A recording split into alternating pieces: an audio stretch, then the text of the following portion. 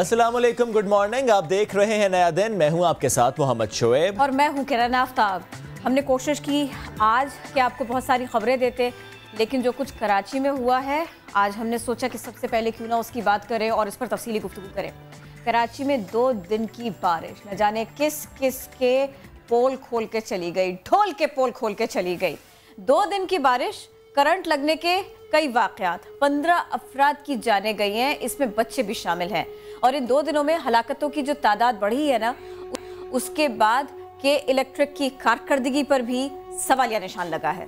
अब ऐसे में क्या किया जा सकता है?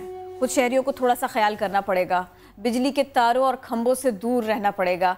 अगर आप देख रहे हैं कि बारिश हो रही है और आसपास पानी है, थोड़ा सा मोहतात आपको खुद भी रहना पड़ेगा। सूबे भर में तालीमी इदारे इन्हें खोला गया है, कहीं पर छुट्टी भी है, ऐसा भी है, कहीं कहीं छुट्टी नहीं है।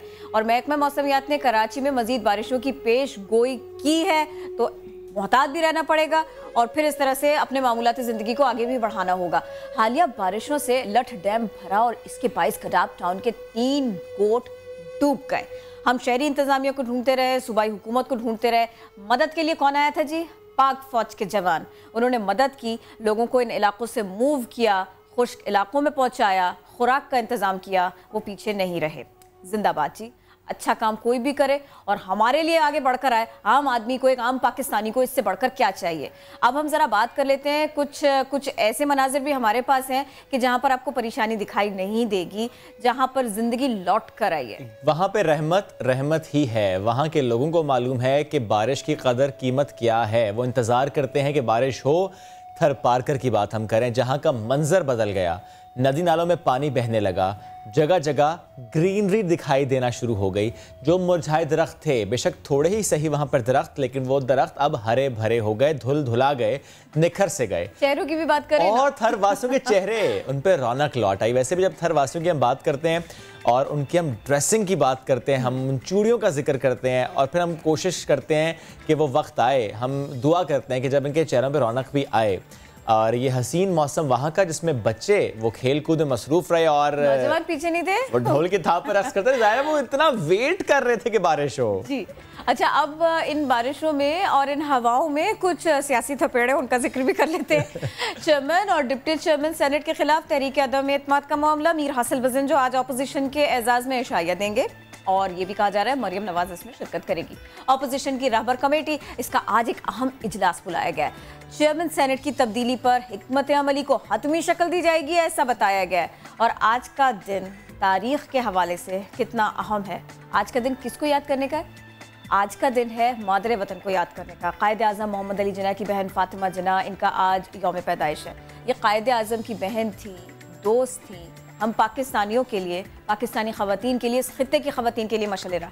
हुसूल पाकिस्तान से लेकर क़याम पाकिस्तान तक जो आपका विजन था, आपकी सियासी बसीरत थी, आपका जो लीडरशिप का स्टाइल था, जुर्रतमंदी थी, आप बेमिसाल रही सब में।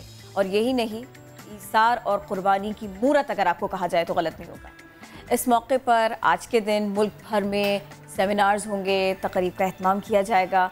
मादरे मिल्लत मोहतरमा फातिमा जिन्ना को खिराज अक़ीदत पेश किया जाएगा। तो आज का दिन, कल के 2 दिन कैसे, कल का 1 दिन कैसा, आज का दिन क्या क्या कुछ होने वाला है, किस तरह से हम आज इस सब के ऊपर बात करेंगे। और आज नया दिन के मौज़ूआत हैं भला क्या, आज हम आपके सामने ये भी लेकर आएंगे। और ये सब कुछ आपके सामने रखने के लिए हम एहतमाम करते हैं टॉप स्टोरीज का। तो नया दिन की टॉप स्टोरीज बढ़ेंगे किरण, लेकिन चाह रहा था कि दोबारा से हम कराची ही की बात करते। गुज़श्ता रोज़ जब हम कराची के मुख्तलिफ इलाकों में गए, जहाँ पर करंट लगने के वाक़यात या वहाँ पर जो दीगर मसाइल थे, जहाँ पानी खड़ा था, लोग परेशान थे, वो चाहे कराची के वस्ती इलाके हों या जिस तरह किरण आपने अभी जिक्र किया कुछ डैम का, थड्डो डैम का और लठ डैम का और सुपर हाईवे के आसपास एक रेला और आना है। सादी टाउन के लिए कह रहे हैं एक रेला और आना है, वहाँ पर वो सारी सिचुएशन होगी। तो फिर उसके बाद में क्या होगा? कराची के शहरी, अंदरून सिंध के शहरी, जो सिंध में हैं वो सारे के सारे परेशान हैं, इमदाद के इंतज़ार में हैं। जहाँ जहाँ पर भी तूफ़ानी बारिश हुई है, जहाँ जहाँ भी पानी खड़ा हुआ है। और हम जब बात करते हैं ना सिंध के दीगर इलाकों की, तो बड़ा शहर कराची बड़े मसाइल में, और सिर्फ कराची नहीं, हैदराबाद में बारिश होकर ख़त्म हुई, लेकिन पानी वहीं पर खड़ा हुआ है, जमा है और लोग कितने परेशान हैं। तो जनाब टॉप स्टोरीज हम शामिल करते हैं।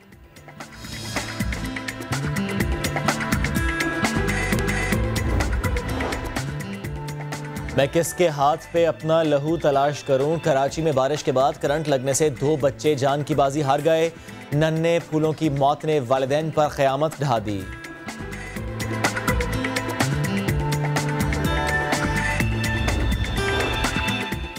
ईद उल अजहा पर ताजरों को क्या ईदी मिलेगी? वफाकी हुकूमत ने ताजरों के लिए क्या मनसूबाबंदी की? जाने गवर्नर सिंध इमरान इस्माइल की ज़बानी कुछ देर बाद।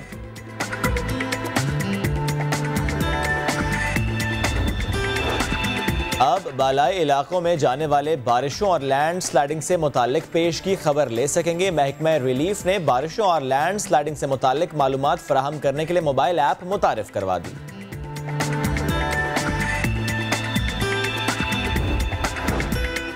और पाकिस्तान की सुपर वुमेन नमीरा सलीम बनेंगी नया दिन की मेहमान। माउंट एवरेस्ट से ज्यादा बुलंदी से छलांग लगाने, नॉर्थ और साउथ पोल में सब्ज हिलाली परचम लहराने और खला में जाने वाली पहली पाकिस्तानी होने का एजाज हासिल है।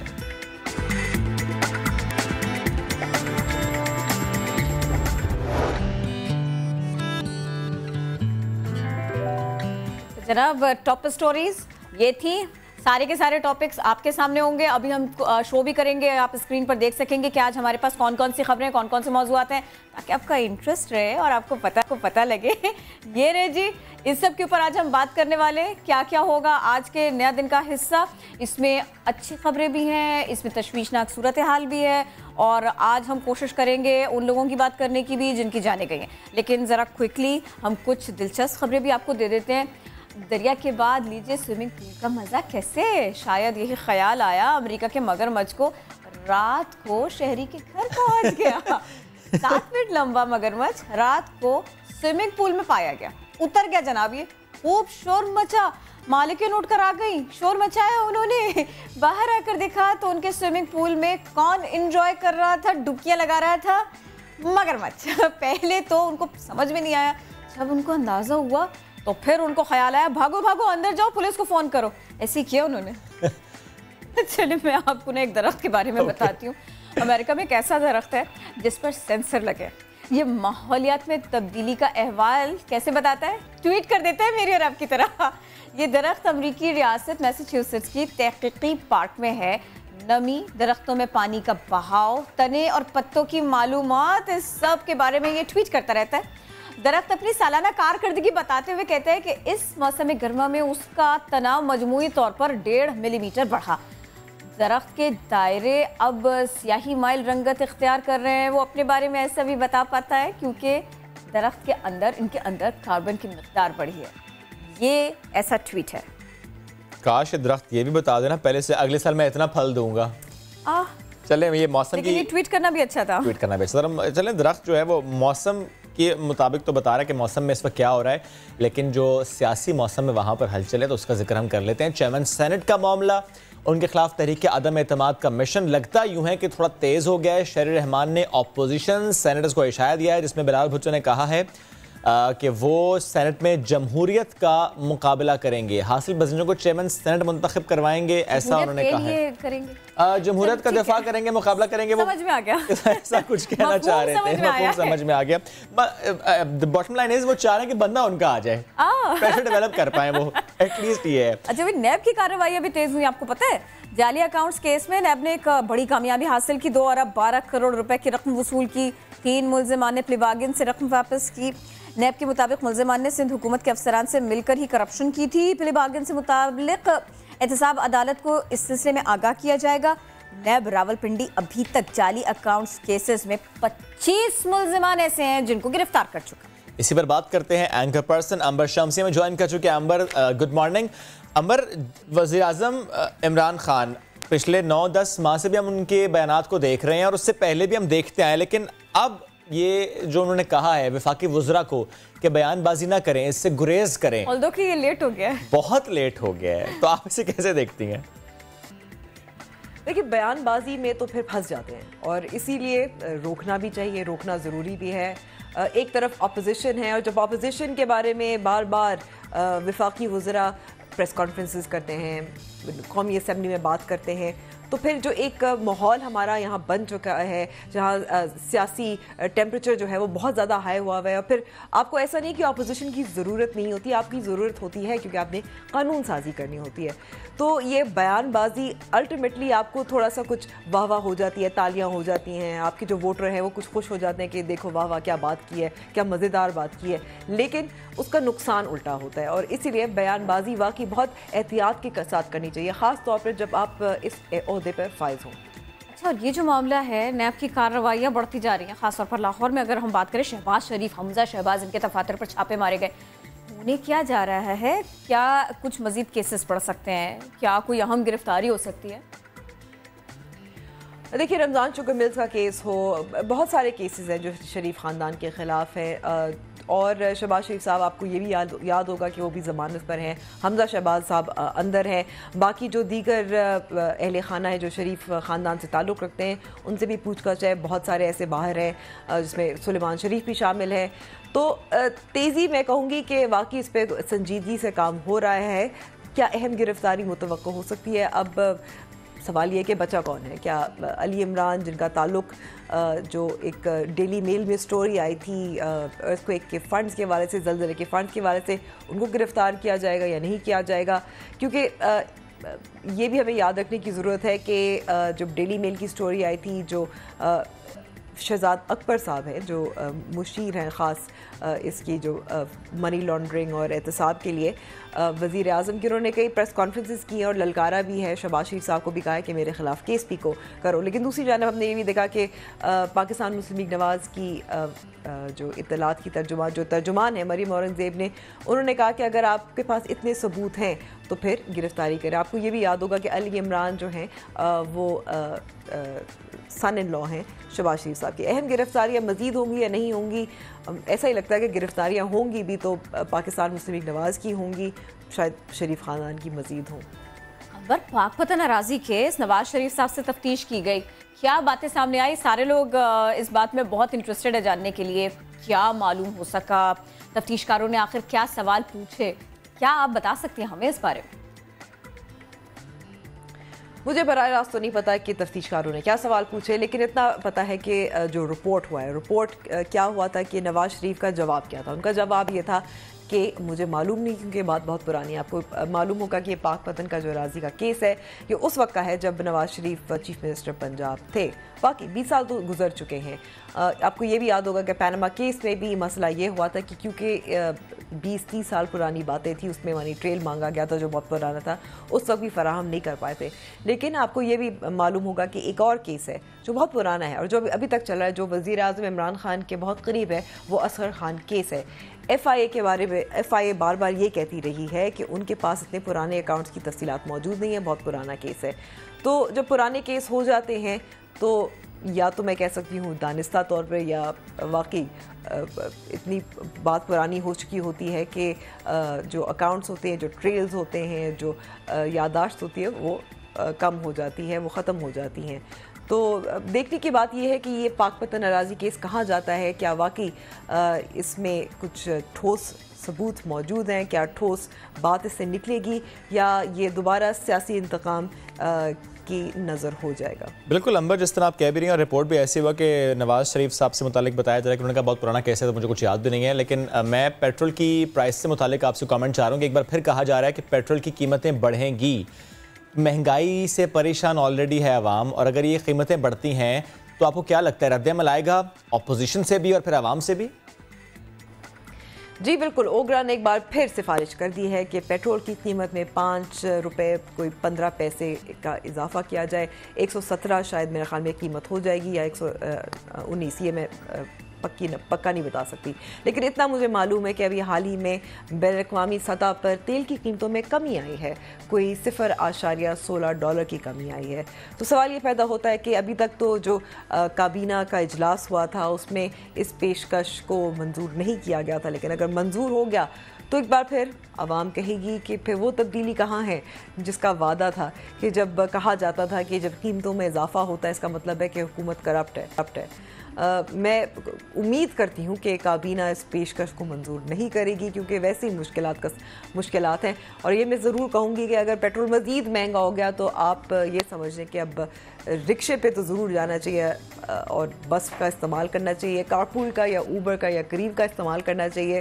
ख़ुद दूर दूर जाना और बहुत सारी ट्रिप्स लगाना शायद मज़ीद मुश्किल होता जाएगा और इसकी वजह से ज़ाहिर है महंगाई में भी इजाफा होगा। ऑप्शंस दे रही हैं अंबर आप, थैंक यू सो मच। आप साथ मौजूद थे, लेकिन ये जब ऑप्शंस की बात आप करती हैं तो हम कहते हैं कि फिर बाहर ही ना जाएं, फिर घर ही बैठ जाते हैं और किताबें पढ़ना शुरू कर देते हैं। ये एक अच्छी ऑप्शन है, क्योंकि अगर बाहर जाएंगे खर्चा तो होगा, वो चाहे आपने पेट्रोल प्राइस से मुतालिक हम देखेंगे, ज़ाहिर जब पेट्रोल की प्राइस बढ़ती है तो खर्च तो होता है। खैर चलते हैं आपको लेकर आज ज़रा सियालकोट में कदीम मंदिर, इसको 72 साल बाद खोल दिया गया है। खूबसूरत नक्शो निगार वाली इमारत हर किसी के तवज्जो का मरकज़ बनी हुई है। मज़ीद बताएंगे हमारे नुमाइंदे शहजाद अहमद। जी बिल्कुल किरण और शुएब, मैं आपको सियालकोट में हिंदुओं का कदीम मंदिर दिखाने जा रहा हूँ जो फ़न तामीर का शाहकार है। बहुत खूबसूरत इमारत है और इस मंदिर का नाम है शवाला तेजा सिंह, जो उस वक्त के सरदार शवाला तेजा सिंह ने तामीर करवाई थी हिंदुओं के लिए। और यहाँ पर कसरत से हिंदू आते थे और पूजा पाठ करते थे।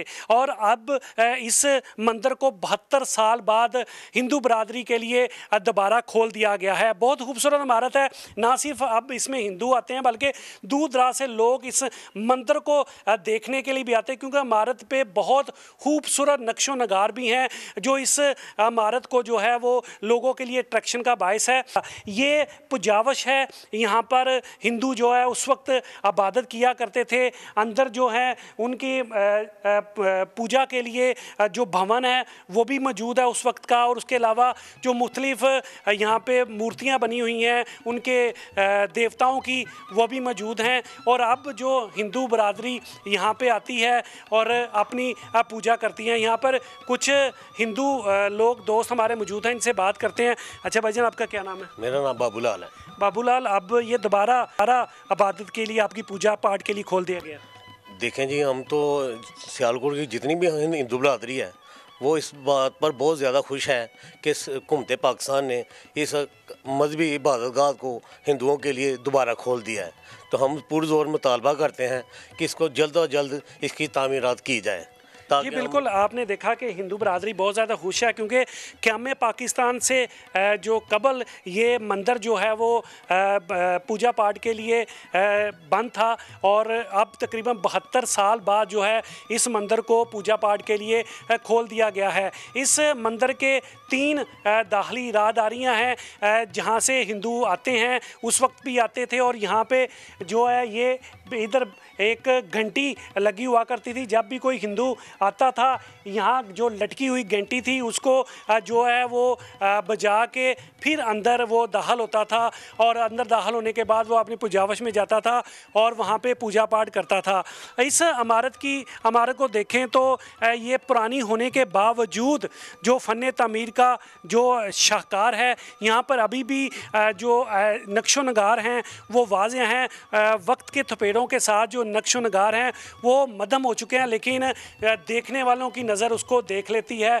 बहुत खूबसूरत हैं, बहुत ही जाज़बे नज़र हैं। चूँकि ये जो इसका शवाला है वो टेले पे मौजूद है, ये मंदिर दूर से ही सियालकोट के ये शवाला जो है वो दिखाई देता है। लोगों के लिए ये अट्रैक्शन का बायस है।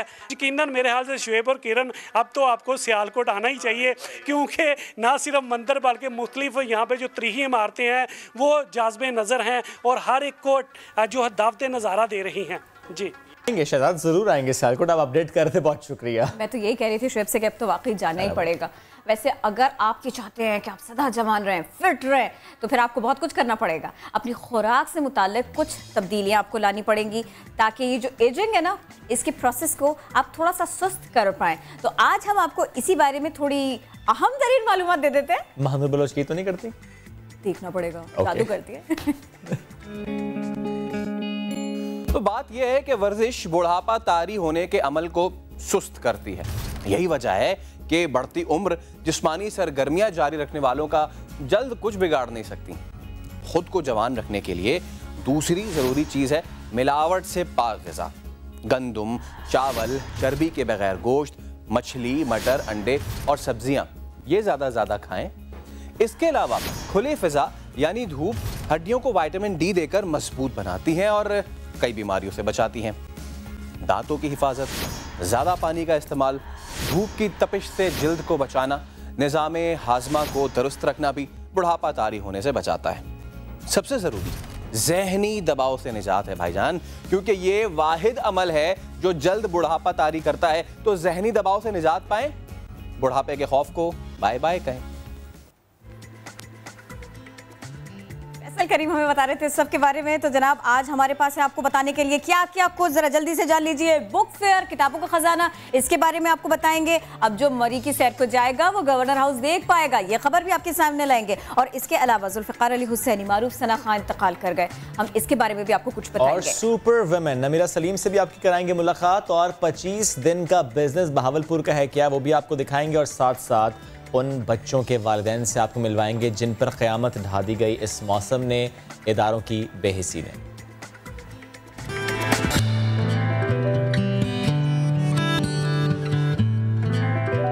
Welcome back. क्या आप चांद पर जाना चाहते हैं?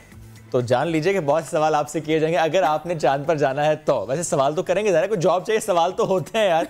हर साल नासा को तकरीबन 18,300 दरखास्तें मौसूल होती हैं, जिनमें से सिर्फ 12 सिलेक्ट होती हैं।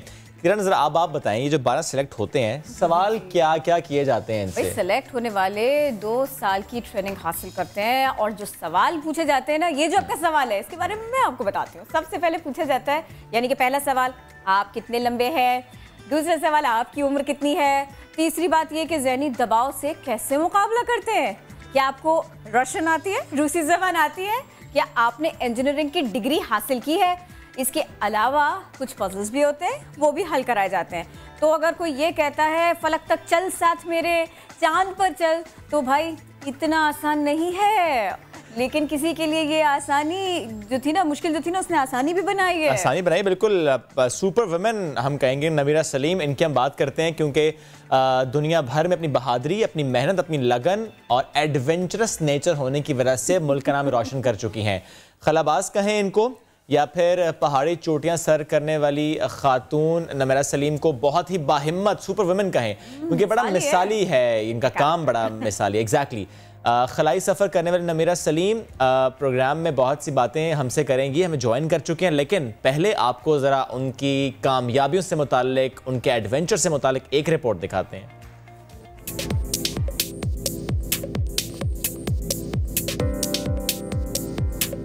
पहली पाकिस्तानी खातून खलाबाज, पहली एशियाई खातून स्काई डाइवर नमीरा सलीम, जिनका नाम खला में सफर करने वालों में शामिल हो गया है। नमीरा समेत दुनिया भर से हजारों अफराद ने दरखास्तें जमा करवाई और साल भर मुज़ाकरात के बाद उनका नाम खला में सफर करने वालों में शामिल किया गया है। बुलंद हौसलों की मालिक नमीरा दुनिया के कुतुब शुमाली और कुतुब जुनूबी पर जाने वाली पहली पाकिस्तानी होने का एजाज भी अपने नाम कर चुकी हैं। उन्होंने 21 अप्रैल 2007 को कुतुब शुमाली और 10 जनवरी 2008 को कुतुब जुनूबी में सब्ज हिलाली परचम लहराया। नमीरा सलीम दुनिया की बुलंद तरीन चोटी माउंट एवरेस्ट या कोहे हिमालय से ज्यादा बुलंदी से जमीन पर छलांग लगाने वाली पहली एशियाई खातून का एजाज भी हासिल कर चुकी हैं। 1975 में कराची में पैदा होने वाली नमीरा सलीम ने होफस्ट्रा यूनिवर्सिटी न्यूयॉर्क से बैनुल-अक़वामी तिजारत में बैचलर्स किया और कोलंबिया यूनिवर्सिटी से बैनुल-अक़वामी ताल्लुकात में मास्टर्स की डिग्री हासिल की। नमीरा न सिर्फ एक खलाबाज हैं बल्कि वो एक फनकारा भी हैं। हमें एक दूसरे को इनकरेज करना चाहिए, एक दूसरे से सीखना चाहिए, चाहे वो कोई भी मुल्क हो, और हमें अपनी सलाहियतों को बढ़ा के आगे निकलना चाहिए। शायरी, मुजस्समा निगारी और मुसीकी में भी काम कर रखा है। उनकी पेंटिंग्स अमन जैसे मौज़ूआत पर होती हैं। गुज़िश्ता 13 साल से नमीरा वर्जिन ग्रुप के ताउन से खलाई सयाहत के फ़रोग़ के लिए कोशा है। नमीरा सलीम को उनकी खिदमात पर 2010 में तमग़ा इम्तियाज़ से भी नवाजा गया है। नमीरा सलीम हमें ज्वाइन कर चुके हैं। Namira, thank you so much, good morning. Namira, आप चांद पर अब जा रही हैं और पाकिस्तानी अब लगता है कि रुझान में बढ़ता जा रहा है चांद पर जाने का, तो क्या आपको लगता है मंसूबे नहीं बनाते उस पे इम्प्लीमेंटेशन भी दिखाई दे रही है, क्योंकि फवाद चौधरी साहब ने तो ऐलान भी कर दिया ना कुछ इस हवाले से।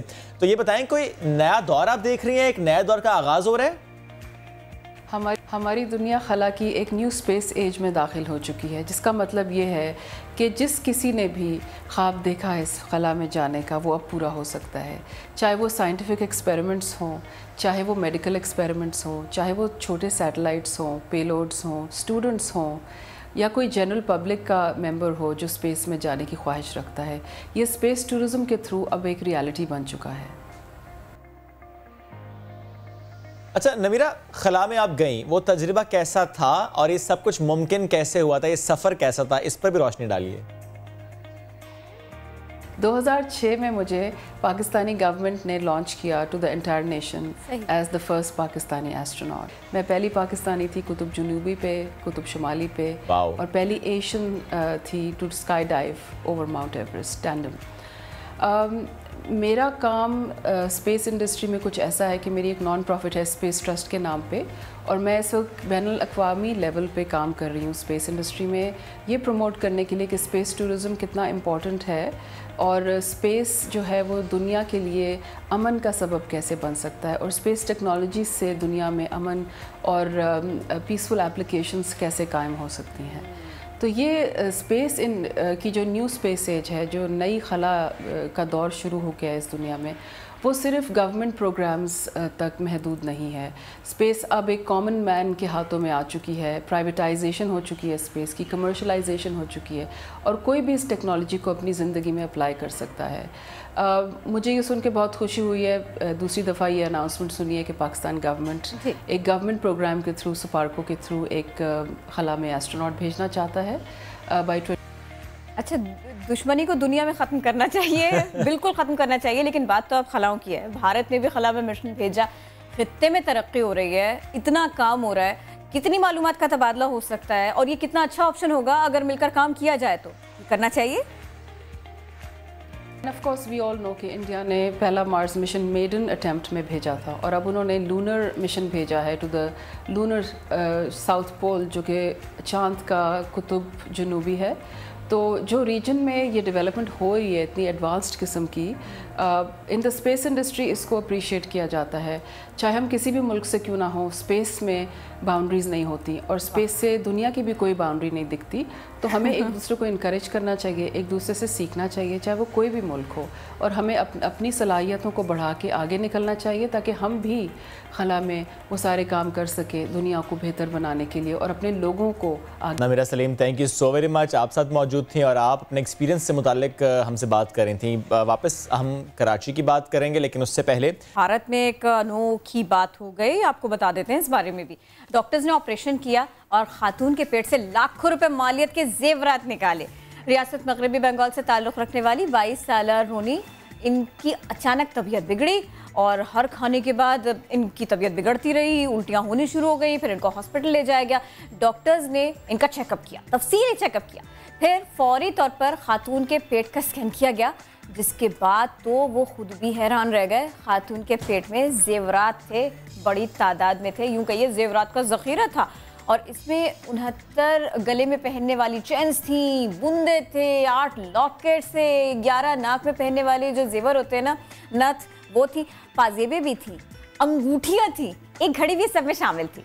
खातून की जो वालिदा हैं, उनका ये कहना है कि ये सारी की सारी चीज़ें तो उन्होंने अपने भाई की दुकान से हासिल की थी, और उन्हें इस बात का बिल्कुल भी अंदाज़ा नहीं है कि ये उनकी बेटी कैसे खा गई।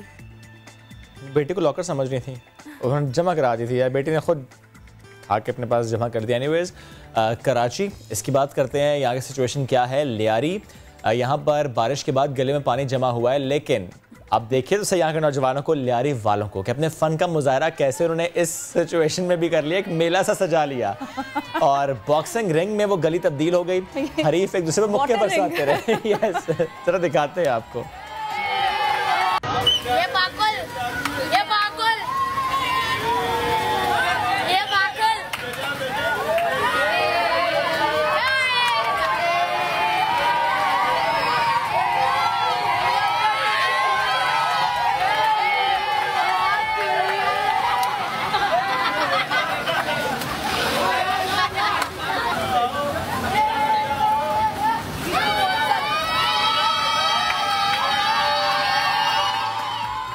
और ये जो आवाज़ें आ रही बता रही हैं कितने अच्छे दोस्त भी आई है, और दोस्त हैं ये पागल कह रहे थे। एनीवेज, जब हम दोस्ती की बात करते हैं, सबसे अच्छा दोस्त कौन है? किताब, बेहतरीन दोस्त।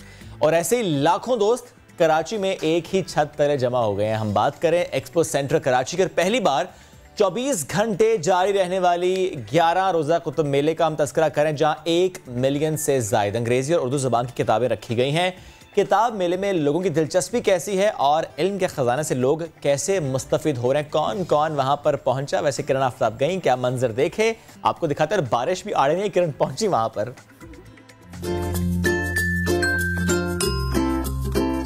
कराची में बुक फेस्टिवल का एहतमाम किया गया। दिन तो दिन, यहाँ रात को भी दिन निकला हुआ है। यहाँ पर लोग आ रहे हैं, बुक्स खरीद रहे हैं और लेके जा रहे हैं। तो आज हम जरा इसी सिलसिले में कोशिश करते हैं कि बात करें, जाने कि ट्रेंड क्या है, कौन सी किताबें लोगों को ज़्यादा पसंद आ रही हैं। बहुत सारे सवाल है ना, चलिए आइए मैं और आप मिलके इस इवेंट के बारे में उन सारे सवालों का जवाब तलाश करते हैं।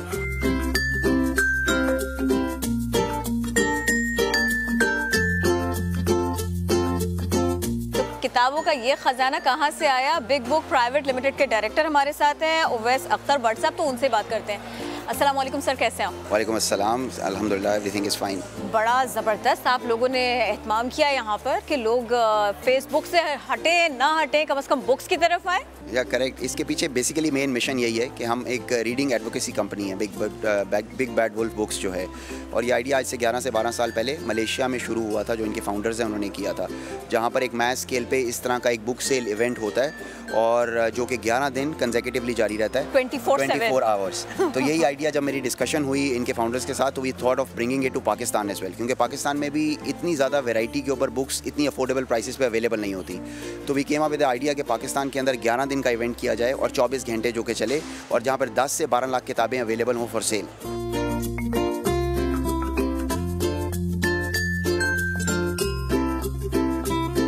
ये भी बताइएगा, हम जैसे अब देखिए चूंकि ना ये एक एक्टिविटी बन गई है कराची में, तो मैं ये इसलिए आपसे इस तरह से सवाल कर रही हूँ। हम जब जाते हैं ना ग्रॉसरीज लेने के लिए, तो वहाँ हम देखते हैं अच्छा यहाँ प्रमोशन है, ये टिश्यू बॉक्स के साथ में ना साथ में डिटर्जेंट रखा हुआ है।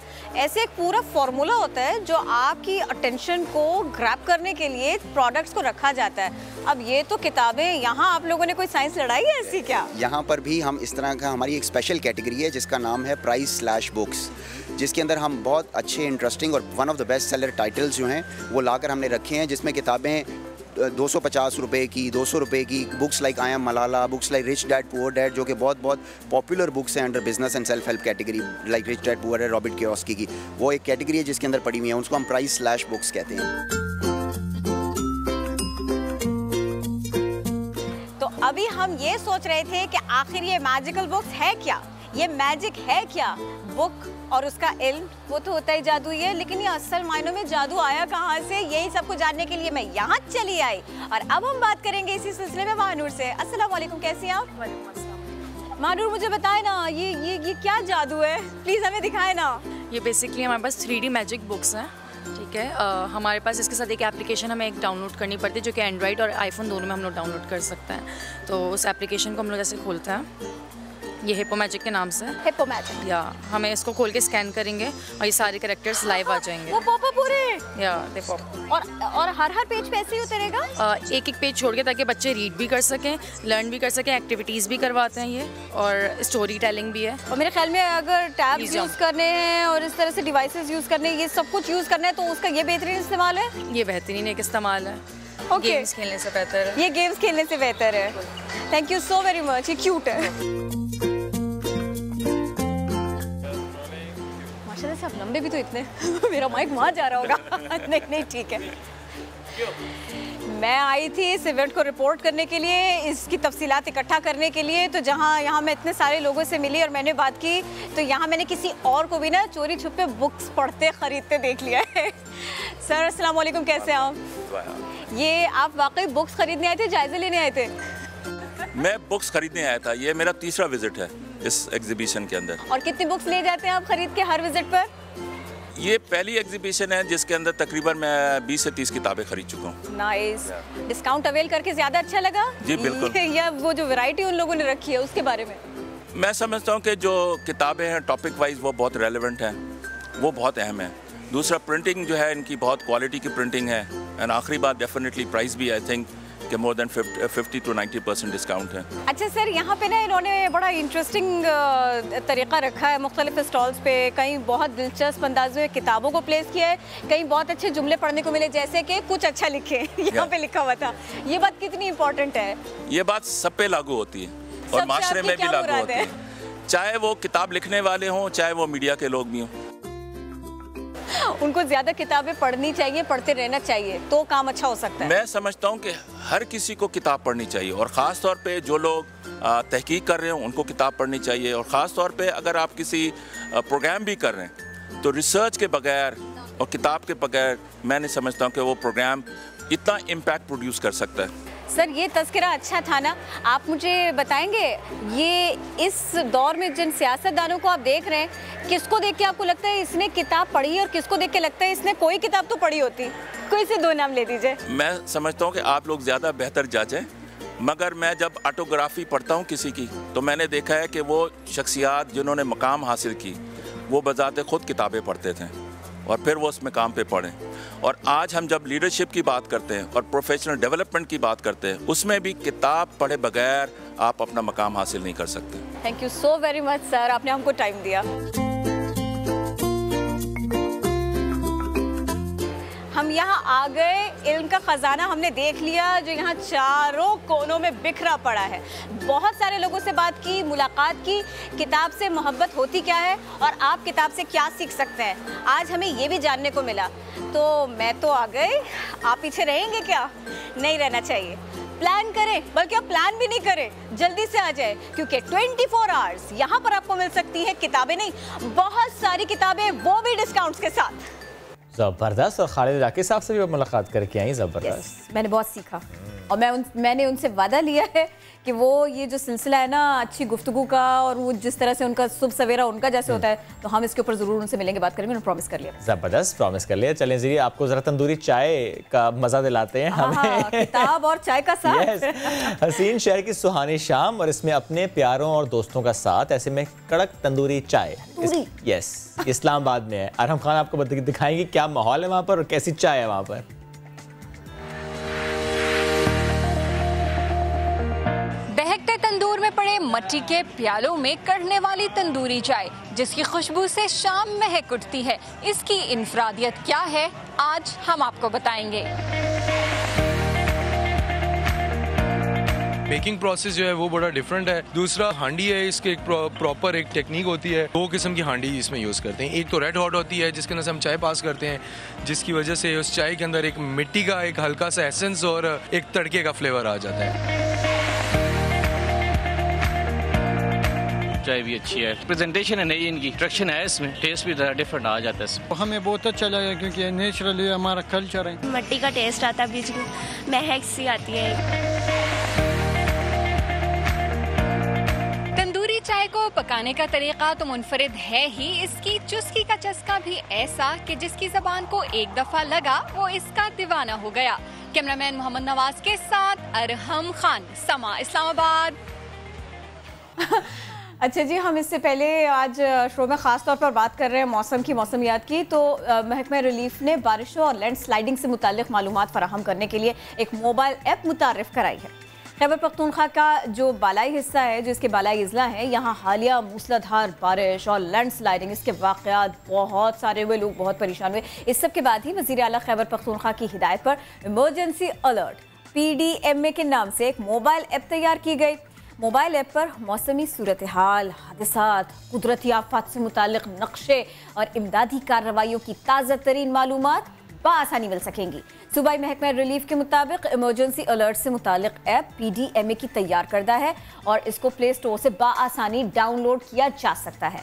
ये मालूमात आपको उर्दू में भी मिल सकती है और अंग्रेज़ी में भी, यानी आप जैसे कंफर्टेबल हो, जैसे समझ पाएँ, ऐप स्टोर से इस ऐप को आसानी से डाउनलोड कर सकते हैं। इसी पर बात करेंगे। प्रोजेक्ट डायरेक्टर PDMA वकास इलाही साहब हमें ज्वाइन कर चुके हैं। वकास साहब बहुत शुक्रिया।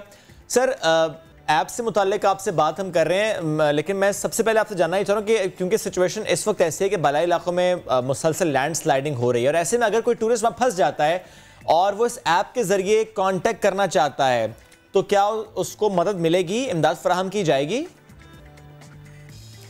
जी बिल्कुल, इस ऐप का बुनियादी मकसद यही है, चूँकि आजकल सोशल मीडिया का दौर है, तो उसमें हम चाहते हैं कि आपके पास जो सबसे ज़्यादा एक्सेसिबल आपका मोबाइल है, और अगर आप मोबाइल के ज़रिए से जो है PDMA से रब्ता करना चाहें, या इसके अलावा जो है आप कोई भी इंफॉर्मेशन, फॉर एग्ज़ाम्पल आप किसी रोड पे जा रहे हैं और आप चाहते हैं कि आपको मालूम हो जाए कि इस रोड पे आया कोई इंसिडेंट या कोई हादसा, तो इस रोड पे जो है आगे फ्यूचर में रूनुमा नहीं हुआ है, तो इस लिहाज से ये आपकी बिल्कुल रहनुमाई कर सकता है। लैंडस्लाइडिंग के हवाले से बिल्कुल आपको बता सकता है कि किस रोड पे, किस मकाम पे जो है इस वक्त लैंडस्लाइडिंग हुई है, और आपको उसका अल्टरनेट भी बता सकता है। अच्छा, ये बताइएगा, मौसमी सूरत हाल से मुताल्लिक़ पेश की इत्तला, इसके लिए कितना मजबूत सिस्टम बनाया गया है? मौसमी सूरत हाल के हवाले से जैसा कि आपको मालूम है, इसमें रेन फोरकास्ट, इसके अलावा कोई विंड या इससे रिलेटेड और कोई भी मौसमी अलर्ट या कोई भी वेदर रिपोर्ट हो, वो इसके ज़रिए से आप मालूम कर सकते हैं। और इस ऐप को हमने जो हमारा मेट डिपार्टमेंट है, मेट डिपार्टमेंट की वेबसाइट के साथ हमने इस ऐप को लिंक कर दिया है, तो जितना जल्दी जो है हमारी मेट डिपार्टमेंट की वेबसाइट पे मालूमात जो है वो अपडेट होती हैं, उसी तरह से इस ऐप में वहीं से इंफॉर्मेशन जो है वो इस ऐप में लोड हो जाती है, और उससे जो है कोई भी शहरी जो है इससे आसानी से मालूमात हासिल कर सकता है। अच्छा सर, ये बताइएगा, कोई अगर प्लान कर रहा हो कि मैंने नारायण खागान जाना है, या कि मैंने चित्राल जाना है, या मैंने किसी और जगह जाना है, तो इस ऐप के ज़रिए क्या उसे मालूम हो सकेगा कि जहां मैं जाने का प्लान कर रहा हूं, क्या मुझे वहां जाना चाहिए, या कि वहां के लैंड स्लाइडिंग का ख़तरा है? इसमें इस तरह से आप कह सकते हैं कि अगर आपने किसी भी एरिया या किसी भी स्पॉट या किसी भी सयाहती मकाम पे जाना है, तो वहाँ जाने से पहले अगर वहाँ के उस एरिया का आपने मौसम का हाल जानना चाहें, या वहाँ पे लैंडस्लाइडिंग या इस हवाले से हमारी दूसरी कोई भी जो कुदरती आफात हैं, इस हवाले से कोई भी आपने मालूमात हासिल करनी हो, तो आप इससे मालूमात हासिल कर सकते हैं। और इस तरह से आपका वो जो ट्रिप है या जो आपकी ट्रैवलिंग है, वो उसको आप अच्छे तरीके से महफूज बना सकते हैं और अच्छे तरीके से प्लान कर सकते हैं। ये भी बता दें, ऐप में क्या कोई कमी समझते हैं आप जो इस वक्त मौजूद है, लेकिन आने वाले वक्त में इसको बेहतर बनाया जा सकेगा, चाहे वो लोगों के फीडबैक पर हो, चाहे वो आप लोगों के ही डाटा के ऊपर हो, आपकी ही अपनी मालूमात पर, ऑब्जर्वेशन पर हो? मुस्तकबिल में हमारा ये है कि हम इसके साथ जो है रूट्स को, अपना जो हमारा गूगल मैप है उसको इसके साथ लिंक कर दें, ताकि आपको, अगर आप किसी रोड पे जा रहे हैं और आप चाहते हैं कि उस रोड पे आपको रहनुमाई फराहम की जाए, ताकि आपको मालूम हो सके कि ये रोड किस मकाम पे जो है लैंडस्लाइडिंग की वजह से बंद है, और वो आपको मैप के ज़रिए से जो है आप जानना चाहें, तो वो भी इस ऐप के ज़रिए से आप मालूम कर सकेंगे। या इसी तरह अगर आप अर्बन एरियाज़ में हैं, अर्बन एरिया में भी या किसी भी रोड के बारे में कोई भी मालूमात हो, तो आप इस मैप के ज़रिए से वो मैप आपको ट्रेस कर सकेगा, और आप अपने मकाम तक पहुंचने में दरमियान में कोई भी रुकावट हाइल हो तो वो आपको मालूम हो जाएगी। खास साहब बहुत शुक्रिया, साथ आप मौजूद थे और इस ऐप से मुतालिक बता रहे थे। जिस तरह आपने आगाज़ में ही कहा कि इसका बुनियादी मकसद ये है कि अगर वहाँ फंस जाए, कोई परेशान हो टूरिस्ट, तो उसकी मदद की जा सके। बढ़ते आगे, और सबसे इम्पोर्टेंट जो सबसे अच्छा पॉइंट था ना, वो ये कि वो उसको गूगल मैप्स के साथ में उसको मुंसलिक कर देंगे, कनेक्ट कर देंगे, और उसके बाद में मालूमात बढ़ती रहेगी, और जितने भी लोग वहाँ का सफ़र करेंगे उनके लिए वो मालूमात बहुत यूज़फुल हो सकेगी, वो आगे जाके बच सकेंगे। वैसे अगर हम बात करें कुछ दिलचस्प और अजीब पहलुओं की, कुछ ऐसी चीज़ों की, तो क्या ख्याल है, अभी फौरी कर लें? क्या फौरी कर लेते हैं, क्योंकि रोज़ाना कई चीज़ों को देखते हैं होंगे और शायद गौर भी नहीं करते कि आखिर इनकी हकीकत क्या है, और ये हैं ही क्यों, और कब से हैं। यानी ऐसी छोटी छोटी मुन्नी चीजें भी उसमें होती हैं। चंद मुन्ने हकायक नहीं होते, बड़े बड़े हकायक भी होते हैं। तो वो आप दिलचस्प हकायक से मुतालिक एक रिपोर्ट है, आपको दिखाते हैं। खटमल ने जिंदगी में कभी ना कभी हर शख्स को परेशान किया होगा, लेकिन ये खटमल सिर्फ इंसानों को ही नहीं बल्कि डायनासोर्स को भी परेशान कर चुके हैं, क्योंकि बरतानवी रिसर्च से मालूम हुआ है कि खटमल हजारों साल पुराने हैं। पाकिस्तान में प्लास्टिक की जिस बबल शीट को इलेक्ट्रॉनिक आइटम्स के लिए बतौर हिफाजत इस्तेमाल किया जाता है, वो दर हकीकत वॉलपेपर के लिए तैयार हुई थी।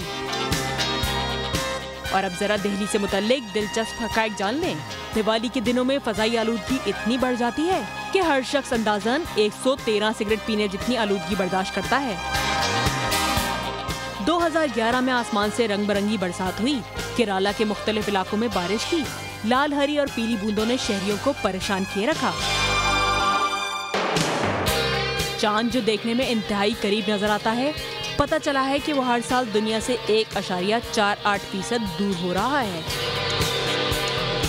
क्या आपको पता है कि स्नेल्स के भी दांत होते हैं?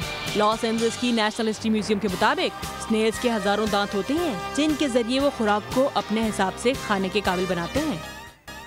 तो जनाब ये तो इस हिस्से की बात थी। अगला हिस्सा होगा नया दिन का। किन चीज़ों पर मुश्तमिल, किन बातों पर मुश्तमिल? साल में 20 दिन का बिजनेस कहाँ हो रहा है ये आपको बताएंगे। ताजिर फिर हड़ताल पर जा रहे हैं और गवर्नर सिंध से हमने मुलाकात की तो उन्होंने क्या क्या कुछ कहा ये भी आपके सामने लाएंगे। और क्योंकि मौसम है अच्छा तो फिर हम गजल के सफर और मेघ मल्हार की बात न करेंगे, कैसे हो सकता है? ब्रेक के बाद वेलकम बैक। सबसे पहले जिक्र बहावलपुर के 15 से 20 दिन होने वाले कारोबार का। झील हो, समंदर हो, दरिया किनारा हो, यहाँ पे हम देखते हैं बहुत से कारोबार साल साल चलते रहते हैं, लेकिन एक ऐसा कारोबार जो सिर्फ चलता है 15 से 20 दिन। एहसन अंसारी आपको बताएंगे कौन सा है कारोबार, कैसे शुरू होता है और कब खत्म हो जाता है। यूं तो दरिया के बहते पानी से हजारों लोगों का कारोबार वाबस्ता होता है, लेकिन आज हम आपको एक ऐसे दरिया के किनारे लाए हैं जो खुद तो चंद दिनों का मेहमान है ही, लेकिन इससे जुड़े लोगों का कारोबार भी सिर्फ चंद ही दिन का मेहमान होता है।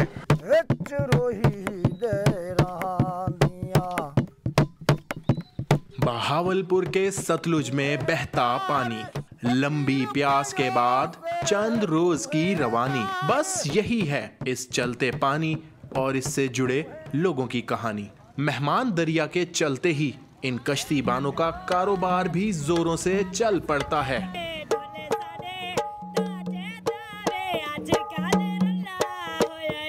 आप पैदल ही अपनी मंजिल के राही हों या फिर मोटरसाइकिल सवार, सबको पहुंचना है दरिया के उस पार। वैसे तो 11 महीने ये सूखा होता है, 10-12 दिन के लिए चलता है। कश्तियों पे जाना पड़ता है 20 रुपये दे के। यहाँ से पुल तकरीबन 30 किलोमीटर दूर है। इन कश्तियों को जैसे हमारा टाइम भी बच जाता है और यानी कि हम 20 रुपये देते हैं तो इनकी भी यानी कि रोजी बनी हुई है। कश्ती की लोडिंग मुकम्मल होने के बाद किनारे को अलविदा कह दिया जाता है और फिर शुरू होता है उस पार का सफर। दरिया की लहरों पर तैरता अक्स, ढलते सूरज की किरणें बहते पानी के नज़ारे को दो चंद बना देती हैं। दरिया किनारे आबाद इस चंद रोजा कारोबार से जुड़े कश्तीबान खुश भी हैं मगर उदास भी। मेहमान कारोबार ही 10-12 दिन का कारोबार होता है, फिर मेहनत मजदूरी करते हैं, गुजारा करते हैं अपना। पानी के खत्म होते ही मेहमान दरिया के इस आरजी कारोबार से जुड़े बासियों का एक बार फिर लंबा इंतजार शुरू हो जाता है। एहसन अंसारी, समा, बहावलपुर।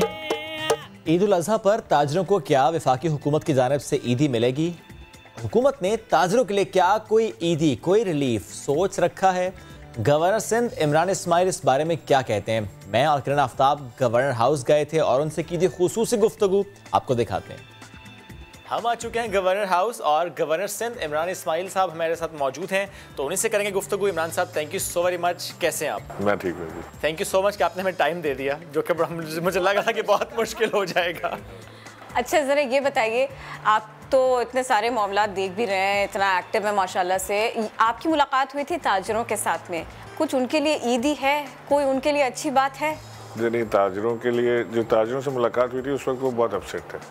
वो कोई जा रहे थे, स्ट्राइक का सोच रहे थे या कोई एक्सट्रीम स्टेप पे जाना चाह रहे थे, बट उनके साथ बैठ के मामला भी हुए। उनको FBR के चेयरमैन से भी बिठाया, कई ताजिर तंजीमों को, खुद खान साहब भी मुलाकात की, कई ताजिर तंजीमों से हमारे फाइनेंस मिनिस्टर ने अपनी पूरी टीम के साथ मुलाकात की, गवर्नर स्टेट बैंक भी आए थे। तो एक हाई लेवल की मीटिंग थी और उससे ताजरों को ये तासुर भी गया और उन्हें ये चीज़ समझ भी आई कि prime minister is very serious in resolving the issues, pertaining issues जो उनके हैं मौजूदा। तो अभी उनसे बातचीत चल रही है, बहुत सारे इश्यूज़ रिजॉल्व हो गए, कुछ बाकी हैं। और जो अभी रह गए हैं उनको इस्लामाबाद में चेयरमैन FBR शब्बर जैदी के साथ मुलाकात होकर इंशाल्लाह वो भी फारिग हो जाएंगे। कोई इतना हम जो कुछ भी करेंगे ना, हम ताजरों को अपनी बात समझा रहे हैं कि पाकिस्तान इस वक्त ऐसी जगह पर है कि जहाँ पे लोग अगर टैक्स नहीं देंगे तो ये मुल्क आगे नहीं चल सकता। ताजिर टैक्स देने के लिए तैयार है, ताजिर तैयार है टैक्स देने के लिए। गुड कहते भी हैं कि द गुड न्यूज़ इज कि दे आर रेडी।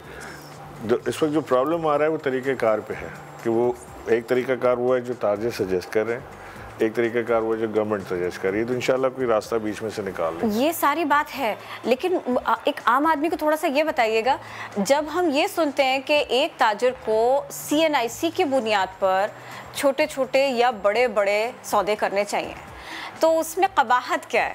आपने क्या ये पूछा इस सिलसिले में? मैंने पूछा मैंने पूछा और प्रॉब्लम वो जो बता रहे हैं वो कहते हैं प्रॉब्लम ये है कि जो मिसाल के तौर पे एक शख्स कहीं मोबाइल की शॉप पे जाता है, वो कहता है जी मुझे 60,000 रुपीज़ का मोबाइल उसने ख़रीदा है, तो वो ID कार्ड की कॉपी कहते हैं मैं नहीं दे रहा, तो वो ताजिर कहते हैं कि हमारे लिए बड़ा मुश्किल है कि we act as your collector, कि हम वो सारा डेटा लेके आपको दें।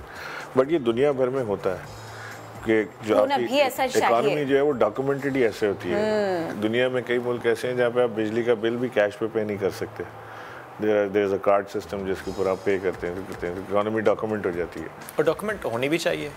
आप देखें ना, यहाँ पे है ये कि लोग 50-60 हज़ार 70 हज़ार रुपये घर का बिजली का बिल पे करते हैं और इनकम टैक्स साल का जो है वो 50 हज़ार रुपये नहीं देते। लाहौर की जो लिबर्टी मार्केट है उसका जितना टैक्स कलेक्शन होना चाहिए, मैं अगर आपको उसका फिगर बताऊँ तो यू विल बी एस्टॉनिश्ड, वो उसमें इट्स लेस देन किसी मोहल्ले के भी उससे कम होगा। तारिक रोड पे भी हमारे ट्रेडर्स हैं, they want to do it करना चाहते हैं, लेकिन बस तरीक़ेकार आना चाहते हैं, तरीक़ेकार से परेशान होते हैं और वो डरते हैं कि कोई ऐसा ना हो कि वो एक सिस्टम में अपने आप को इनरोल कर लें और फिर उसके बाद वो किसी और मज़ीद चीज़ में फंसते चले जाएँ। तो ये एश्योरेंस उनको देना हमारी हुकूमत का काम है कि जो टैक्स पेयर होगा उसको सहूलतें मिलेंगी। खान साहब भी अक्सर तकरीर में ये कहते आए हैं कि 1% जो है पूरी पॉपुलेशन के वो टैक्स देते हैं, और उस पर बहुत से लोग वीडियोस बनाते हैं कि हम बिजली का बिल तो टैक्स दे रहे हैं, हम शॉपिंग करने जाएं तो टैक्स दे रहे हैं, फीस दे रहे हैं तो टैक्स है, स्टेशनरी ले रहे हैं तो टैक्स है, कुछ भी खरीद रहे हैं, कपड़े खरीद रहे हैं, खाना खा रहे हैं, किसी न किसी फॉर्म में टैक्स हम दे रहे हैं। और बड़ा ताजिर इस सब में बिल्कुल कहीं नहीं आ रहा, ये भी कहते हैं। नहीं, बड़ा ताजिर भी टैक्स नेट में है, छोटा ताजिर भी टैक्स नेट में आना चाहिए। देखिए हम जब मिसाल देना शुरू करते हैं ना कि यार दुबई का क्या सिस्टम है, ज़बरदस्त। कनाडा में हुकूमत कितनी फैसिलिटीज़ देती है, स्वीडन में देखो हुकूमत कितनी अच्छी वो अपने लोगों के साथ बर्ताव करती है, इंग्लैंड में देखो क्या होता है, लोग क्या करते हैं ये नहीं देखते हैं। जो इन रिटर्न लोग क्या करें हुकूमत के लिए वो नहीं आप देख रहे हैं। वहाँ पर है, हम यहाँ पे इसकी बात करें तो बहुत रिएक्शन आता है उसको। वो वहाँ पे वैट है, यहाँ पे वाट है। वहाँ वैसे भी 20 है, यहाँ पे W से है। वहाँ आराम से दे देते हैं, कोई इशू नहीं है, मैं कोई मसला नहीं है, आप सीधे हो जाते हैं। आप दुबई में भी आपने कभी लाइन क्रॉस करने की कोशिश नहीं की होगी दुबई में कि ये वाला टैक्स में बचा लूँ, है नहीं ना, सिस्टम आपको करने नहीं देता वो, you have to do it. तो वहाँ पे बिजनेस जहाँ पे टैक्स इम्प्लीमेंट हुआ है, वहाँ पे बिजनेस जहाँ पे टैक्स नहीं है उससे बहुत ज़्यादा है, बहुत बेहतर है, मार्जिन ज़्यादा है और इज्जत भी ज़्यादा है। अल्लाह हो जाए, कुछ अच्छा हो जाए, सब ये दुआ करते हैं। हो रहा है ना, नजर नहीं आ रहा अभी पाकिस्तान नहीं, जब तक हो नहीं जाएगा मुझे नजर नहीं आएगा। आपको नजर नहीं आया अभी US का टूर आपने देखा कैसा, पूरे पाकिस्तान का दुनिया भर में जो मकाम था वो बुलंद हुआ, और ख़ासतौर से पाकिस्तानियों का। आप सोचें कि उस एरिना में जब वो खड़े होकर कौमी तराना पढ़ रहे थे तो मुझे जज्बात आए हुए थे, तो सोचें वहाँ उन लोगों का क्या हाल होगा। मैं टीवी पे इधर देख के पाकिस्तान से बाहर पाकिस्तान था, इसमें कोई शक नहीं है। मैं ये कह रही थी 3 बातें जो कराची में नहीं होनी चाहिए और 3 बातें वो जो कराची में होनी चाहिए। गवर्नर सिंध को क्या लगता है? जो मैं समझता हूँ कराची में होनी चाहिए, तो सबसे पहले तो कराची में पानी होना चाहिए। Please, we need water. Number 2, Karachi desperately needs mass transit system, क्योंकि कराची में कम्यूटिंग अब इस तरह नहीं हो सकती कि आप एक गाड़ी लेके निकलें, आप अलग गाड़ी लेके निकलें। We all need to travel in a compact thing, जो सारी महज़ब मुल्कों में दुनिया भर में होता है।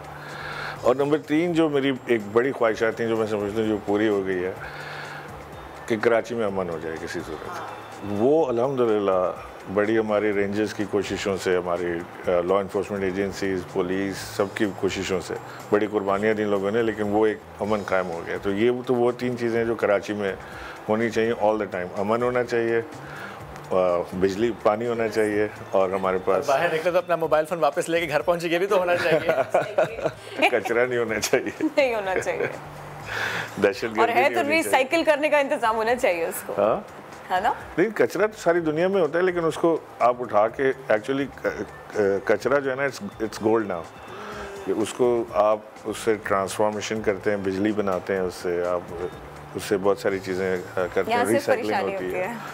Because we don't have a process, unfortunately, it's very unfortunate part. तो कचरा नहीं होना चाहिए, गटर जो है वो नहीं बह रहे होने चाहिए, नहीं होना चाहिए, और गवर्नेंस बड़ी अच्छी होनी चाहिए। अल्लाह करे कराची डिज़र्व करता है ये इसलिए डिज़र्व करता है कराची कि कराची आज भी मुल्क को 70% रेवेन्यू जनरेट करके देने वाला शहर कराची है, तो उसका हक बनता है मुल्क के ऊपर कि वो इसको बेहतर करे। बेशक। सर, दोबारा टैक्स से मुतालिक आपसे बात करना चाहूँगा। लाइफ स्टॉक पे टैक्स क्योंकि नहीं है, और हमने देखा इस कुर्बानी के सीज़न में भी कि करोड़ के भी जानवर बिके कराची में, और ट्रांजैक्शन कैश में भी हो रही है। सर, तो टैक्स पे सवाल है, टैक्स रिटर्न फाइल होते हैं, टैक्स उससे कटता है नहीं कटता, जो ख़रीद रहा है वो भी और जो बेच रहा है वो भी, और करोड़ का जानवर और फिर कैश की ट्रांजैक्शन, कितना नुकसान है इससे मुल्क? देखिए, ये तो एक सीज़न होता है ये बकरीद का कि जिसके अंदर ये काम किया जाता है, और लोग बड़ी मेहनत से इन जानवरों को कई साल पालते हैं, बच्चे से लेके बड़ा करते हैं, उसको मेहनत करके उसको बेचते हैं। मेरा जो पर्सनल राय है ना, वो तो ये है कि all income should be taxed, वो जिस तरह की भी इनकम हो। लेकिन कई जगह आपको स्पेशलाइज छोड़ना पड़ता है, ऐसे एग्रीकल्चर को हमें एक स्पेशलिटी के लिए छोड़ना पड़ेगा, क्योंकि वी वांट कि जो फूड बास्केट है वो महंगी ना हो, आटा महंगा ना हो, दालें महंगी ना हो, चावल महंगा ना हो, तो उसके लिए आपको उनको लीवे देना पड़ता है। हम प्रमोट करना चाहते हैं पोल्ट्री को और डेयरी फार्मिंग को, क्योंकि इससे दुनिया में, जो खान साहब ने आके बात की थी ना, तो बड़ा लोगों ने उसका मजाक उड़ाया, लेकिन अगर आप if U turn around and look at what happened in Australia, you look what happened in New Zealand, वहाँ इसके results what happened in Holland, हाँ जी, वो उन्होंने डेयरी फार्मिंग और पोल्ट्री फार्मिंग के ऊपर अपनी इकोनॉमी को बिल्ड किया है बाकायदा, और आज भी उनकी बहुत बड़ी एक्सपोर्ट और उनका इकोनॉमिक बैकबोन है। तो ये जो हमारे हमने प्रोग्राम ये बनाया था कि जो गरीब लोग हैं उनको गवर्नमेंट सब्सिडाइज करके ये जानवर देगी, ताकि वो न सिर्फ अपने ज़िंदगी में बेहतर काम कर सकें, बल्कि वो इकोनॉमिक हेल्प भी आ जाती है। अगर हर घर में एक गाय मौजूद हो तो कितना दूध, आप सोचें, जो आजकल मिल्क फैक्ट्रीज लगी हुई हैं उनको कलेक्शन के लिए चाहिए होता है, दे पे यू वेरी गुड, तो उनके अपने इकोनॉमिक सिस्टम चेंज होता है, आपकी डेयरी फार्मिंग ठीक होती है। तो instead of imposing taxes we are trying to put in subsidies where we think कि जो लोगों की ज़िंदगी पे डायरेक्ट असरअंदाज हो सकते हैं। तो उसमें ये डिफ्रेंशिएट करना मुश्किल हो जाता है कि कौन सा जानवर वो बकरीद के लिए तैयार कर रहा है और कौन सा जानवर उसने अपने डेयरी फार्मिंग के लिए या रोज़मर्रा की ज़रूरियात के लिए तैयार कर रहा है। तो there has to be a program, I am sure कि Shabbar Zaidi and his team must be working hard on it. अच्छा, अगर आप चाहें तो बता दें, क्या कुर्बान करेंगे ईद पर? पूछ रही हूँ। गाय बकरा भी। गाय बकरा। और अगर सियासी कुर्बानी करनी हो तो क्या किसकी करना चाहेंगे? वो हो चुकी। सर, बिल्कुल क्विकली अगर आप पैगाम देना चाहें नया दिन के नाजरीन को, समा के नाजरीन को ईद के मौके पर। मैं सबको मुबारकबाद देना चाहता हूँ, मेरी तरफ से आप सबको बहुत बहुत ईद मुबारक। थैंक यू सर, अल्लाह इबादत आपके कबूल फरमाए। बहुत शुक्रिया, आपने हमको वक्त दिया। बहुत शुक्रिया, थैंक यू। जनाब, ये तो थी गुफ्तगू गवर्नर साहब के साथ में। उन्होंने कहा कि नहीं, बड़ी हद तक मामला तय पा गए हैं, कुछ मामला के ऊपर हम बात कर रहे हैं, लेकिन ताजिर तंजीमों ने अपने मुतालिबात के हक़ में ईद के बाद, बड़ी ईद के बाद बड़े सतह पर एहतजाज की बात की है। 3 दिन या 2 दिन का शटडाउन हो सकता है, मुकम्मल हड़ताल हो सकती है, और इसी सिलसिले में कॉन्टैक्ट्स किए जा रहे हैं। ये एक बड़ा मसला है, देखना ये होगा कि गवर्नर साहब इस पर करते क्या है। एग्जैक्टली, क्योंकि मुख्तलिफ अखबारात में जो खबरें शाये उसके मुताबिक ताजिर तंजीमों के मुताबिक नई सरमायाकारी नहीं हो रही, रियल एस्टेट पर जमूद तारी है, मईशत का चलता पहिया रुक चुका है। मौजूदा हुकूमत की मुआशी पॉलिसी तो टैक्सेस की भरमार के नतीजे में कारोबारी सरगर्मियाँ दम तोड़ चुकी हैं। इससे कबल ताजिर तंजीमों की कॉल पर 13 जुलाई को मुकम्मल शटर डाउन हड़ताल हो चुकी है। ताजिर रहनुमा मोहम्मद रिजवान इरफान साहब हमें ज्वाइन कर चुके हैं, उनसे बात करते हैं। रिजवान साहब, गवर्नर सिंध की बातें आपने भी सुनी, ये जो ऑप्शन आप अभी भी लेकर आए हैं मुल्क कीर हड़ताल वाला ईद के बाद, क्यों इस पर गौर किया जा रहा है? और ये भी बता दीजिएगा, वो कह रहे हैं कुछ मामलात पर हमारी बातचीत हो चुकी है, दोनों तरफ से इत्तेफाक है, वो कुछ मामलात भी बता दीजिएगा जिस पर इत्तेफाक हुआ। अभी तक के उन्होंने किसी से बुलाया ही नहीं, किसी को, वो सिर्फ अपने जो उनके जो ख़ास लोग हैं उनको बुलाया गया, उनसे बात की गई और उसके बाद जो है ये फैसला किया गया। जो मेन स्ट्रीम में लोग हैं, जो हमारे तमाम ताजिर तंजीमें पूरे पाकिस्तान लेवल की, किसी को नहीं बुलाया गया, किसी से कोई बात नहीं की गई। फिर बात किससे हुई है उनकी? ये सिर्फ उनके जो लोग, जो उनके हामी कुछ लोग हैं, उनसे बात की गई है और उनसे उनको बताया गया है। ये वो आपकी तंजीम को रिप्रेजेंट नहीं करते। वो हम जो मेन जो लोग हैं उनको किसी को बुलाया नहीं आपने, वो तो उनकी बात तक नहीं सुनी गई अभी तक। इसकी वजह से हम अब जा रहे हैं हड़ताल पे। अच्छा रिजवान साहब, मुझे ये बताइएगा, एहतजाज पहले भी किया आप लोगों ने, और जब भी गवर्नमेंट साइड का मौक़िफ़ हम लेते हैं तो यही कहते हैं कि ताजिर तो टैक्स देना चाहते हैं, सिर्फ सिस्टम पर बात हो रही है, मैकेनिज्म पर बात हो रही है, ऐसा ही है? आप क्या कहते तो हैं, देना चाहते हैं, आप लेना तो शुरू करें। मैं 6 महीने से बोल रहा हूँ उनको, 6 महीने से लेटर दे रहा हूँ कि आप जो यहाँ लाखों की तादाद में लोगों के मोबाइल बंद हो गए पड़े हुए, उसकी ड्यूटी लें। ये मैं कोशिश करेंगे, हम इसके ऊपर भी बात करें डिटेल के साथ। मेरे एक सवाल के जवाब के बाद में ना हम इस पे भी डिटेल से बात करेंगे। 2 दिन की बारिश में इंतजामात क्या थे कराची में, सूबे भर में हम सब ने देखा। मुझे ये बताइएगा, जो ताजिर है, जो काम करने के लिए बैठा है और जो ऑलरेडी इतना परेशान है, इन बारिशों से उसका नुकसान हुआ है? बिल्कुल नुकसान। हमने तो दुकान बंद करके बैठे। मैं तो आपको बताता हूँ, एक हमारी जो मार्केट है उसमें 100 दुकानें बंद हो गई हैं। 100 दुकानें बंद हो गई हैं, और जिसमें 2 आदमी भी अगर लगाते हैं तो 200 आदमी बेरोजगार हो गए। अगर हम 2 दिनों में हुआ है ये, तकरीबन कोई 2 से 3 महीनों में कंटिन्यू। अच्छा, ये 2 से 3 महीनों में, लेकिन अगर सिर्फ इन 2 दिनों की बात करें जब कारोबार मुतासर हुआ, मार्केट्स बंद थी, लोग पहुंच नहीं पाए, कितना नुकसान हुआ है ताजिर बिरादरी को? आप क्या समझ सकते हैं कि अरबों रुपए का नुकसान हुआ होगा? बिल्कुल हुआ होगा। सिर्फ 2 दिन की बारिश, 2 दिन में बिल्कुल होगा। अरबों रुपए का नुकसान पहुंचा गया। जी बिल्कुल। अभी भी जो है पानी मार्केटों के अंदर मौजूद है।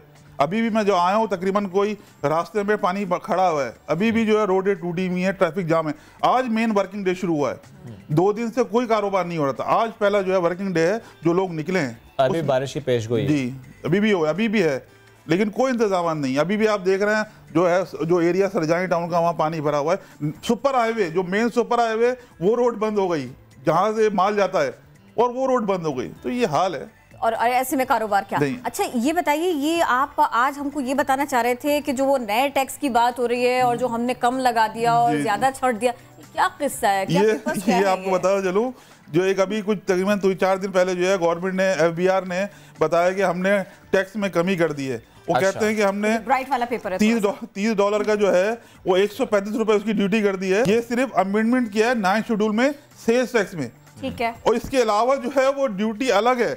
आप देखें उसमें, अगर आप $30 का अगर मोबाइल लेते हैं, उसमें सेल्स टैक्स $135 है, 135 रुपए, और RDA 165 रुपए, और विद होल्डिंग टैक्स 70 रुपए।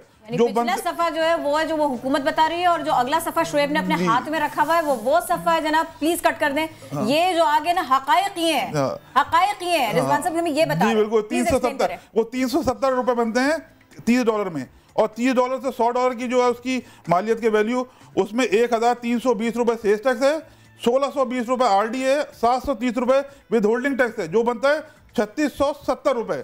इसी तरह 200 से लेके 350 मोबाइल जो वैल्यू का वैल्यू है मोबाइल, उसमें 1740 रुपए सेल्स टैक्स, 3240 रुपए RD, 970 रुपए विद होल्डिंग टैक्स, और 1200 रुपए विद होल्डिंग मोबाइल लेवी बन के 7150 बनती है।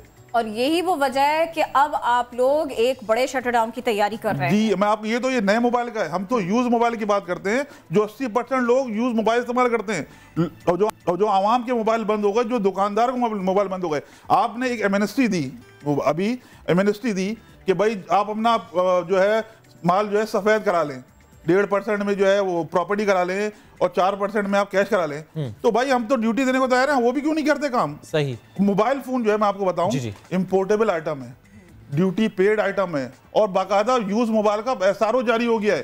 तो आपको क्या कबाहत है ड्यूटी लेने में? हम तो देने को तैयार है। बहुत आपके मीडिया में देखा मैंने, 2-3 जो है विफाकी वज़ीरा बोलते हैं कि हम जो है ताजिर जो है टैक्स देना नहीं चाहते। हम तो 6 महीने से बोल रहे हैं टैक्स दे लो। लेकिन वो मैकेनिज्म की बात है। अच्छा, ये कुछ चाबियां देने से मुताल्लिक भी कोई बात हो रही है, ये क्या मामला? मैं आपको बताऊं, 100 हमारी दुकानें बंद हो गई, कारोबार बंद हो गया। सही। और अब बंद होता जा रहा है। हम तो कारोबार नहीं कर सकते ना। जब हुकूमत हमें कारोबार करने दे रही है, हम चाबियां गवर्नर साहब को दे देंगे, वो कारोबार करके दिखाएं। अच्छा, मुझे रिजवान साहब भी बताएं, जो छोटे दुकानदार हैं वो ये कहते हैं कि ये जो 50,000 रुपए से ज़्यादा की खरीदारी पर ID कार्ड की कॉपी की शर्त है, ये नहीं होनी चाहिए, कि हमेशा एक ऑपरेटर रखना पड़ेगा, हमें एक सिस्टम रखना पड़ेगा। लेकिन गवर्नर साहब कहते हैं ऐसा नहीं है, सिर्फ ID कार्ड की कॉपी लेनी है, अपना मेंटेन करना है आपने, सिर्फ डेटा, कोई ऑपरेटर नहीं रखना। और इसमें क्या मसला है कि कोई शॉपिंग कर रहा है 50,000 प्लस, ID कार्ड की कॉपी देगा, क्यों नहीं देगा? वो आपको बताऊं, उसको सेल्स टैक्स में रजिस्ट्रेशन होनी पड़ेगी रिटेलर को। हमारे यहाँ छोटे दुकानदार हैं जो 500-1000 रुपये कमाते हैं, उसको लिए एक 30,000 रुपये का आपको अकाउंटिंग रखना पड़ेगा। उसके लिए आपको हर महीने सेल्स टैक्स रिटर्न जमा कराना पड़ेगा। सर, ये जो 500,000 कमा रहे हैं, इसका मतलब ये है कि ये 50,000 से ऊपर वाले कस्टमर्स नहीं होंगे ना इसके? फिर तो 50,000 मैं कहता हूँ, 50,000 का अगर एक मोबाइल बेचता है या 50,000 का एक फ्रिज बेचता है, AC बेचता है, तो उसमें 500 या 1000 रुपये प्रॉफिट करता है। हमारा कोई इतना बड़ा प्रॉफिट नहीं है। और उसमें एक 1.5% टर्नओवर टैक्स लगा दिया। हमारे इलेक्ट्रॉनिक्स में 1.5% टर्नओवर टैक्स लगा दिया। दुनिया में ये निज़ाम है कि जो है इनकम पे टैक्स लिया जाता है, टर्नओवर पे टैक्स नहीं लिया जाता। हमारे यहाँ जो है ये सिलसिला कर दिया। चलिए, दोबारा आप एहतजाज की बात करें। लेट्स सी कि गवर्नमेंट आपसे आके मुज़ाकरत करती है या कि नहीं करती। Let's see. ईद के बाद आपकी एहतजाजी call. Thank you so much sir, आप साथ मौजूद थे। और ईद के बाद जी हम तैयार हैं एहतजाज करने के लिए। और जो दुकानें बंद होगी उनकी चाबियां वो कहते हैं हम गवर्नर साहब को दे देते हैं ताकि वो उसको संभालें और बिजनेस को देखें। और अब हम जरा बात कर लेते हैं कुछ मौसम की भी। कहीं पर ये पड़ा भारी और कहीं पर लोगों को बहुत मजा आया। थर पार्कर में मानसून बारिशें, इसका नया सिलसिला शुरू हुआ। सहरा में बहार आई। सुहाने मौसम में मिट्टी के तफरीही मकाम गड्डी भट्ट पर लोगों का कितना रश था, रफीकुर रहमान की रिपोर्ट में जानिए। थर में बूंदे पड़ते ही जिंदगी लौट आई। बारिश से हर तरफ हरियाली फैल गई। सूखे नालों में पानी बहना शुरू हो गया। मिट्टी बहुत पुराना शहर है और सकाफती शहर है और यहाँ पे बारिश में बहुत मज़ा आता है और बहुत सारे लोग इकट्ठे होते हैं। अच्छा मौसम है, सुबह से रात से यहाँ से बारिश हो रही है और बहुत मज़ा आ रहा है हमें। थरवासी मौसम को एंजॉय करने के लिए मिट्टी में तफरीही मुकाम गड्डी भिट पर पहुँच गए। एंजॉय करने आए हैं, बारिश का मज़ा लेने। बच्चों ने झूलों और घुड़सवारी के मजे लिए तो मंचलों ने ढोल की थाप पर रवायती रक्स किया। थर पार्कर में आज भी आसमां पर काली घटाएं छाई हुई हैं। रफीकुर रहमान, समा टीवी, थर पार्कर। ब्रेक लेते हैं, दोबारा हाजिर होते हैं।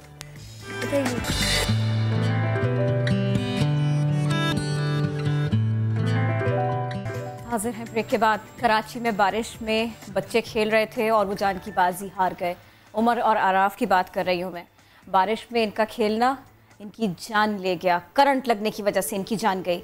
वालिदैन कहते हैं उमर को मन्नतों मुरादों से मांगा था। आराफ के वालिदैन शदीद सदमे से अब तक 2-4 हैं। शुएब उनके पास गए, इन फैमिलीज से मिले। मैं दिखाती हूँ आपको कि वहाँ जाकर शुएब ने क्या देखा। मैं इस वक्त मौजूद हूँ मलिर 15 मुस्लिमाबाद और 2 रोज़ पहले इंतहाई अफसोसनाक वाक़या पेश आया। 2 बच्चे यहाँ पर खेल रहे थे और ऐसा कहाँ नहीं होता, किस शहर में नहीं होता, किस गली में नहीं होता। बारिश का मौसम हो या सख्त मौसम भी हो, बच्चे निकलते हैं, खेलते हैं, कूदते हैं। कहीं पर बारिश का पानी इकट्ठा हो जाए तो फिर भी खेलते हैं। हादसात होते हैं। कहा ज़रूर जाता है कि अगर बारिश का पानी कहीं पर इकट्ठा है तो उससे दूर रहें क्योंकि हो सकता है वहाँ पर करंट हो। लेकिन जिम्मेदार कौन है?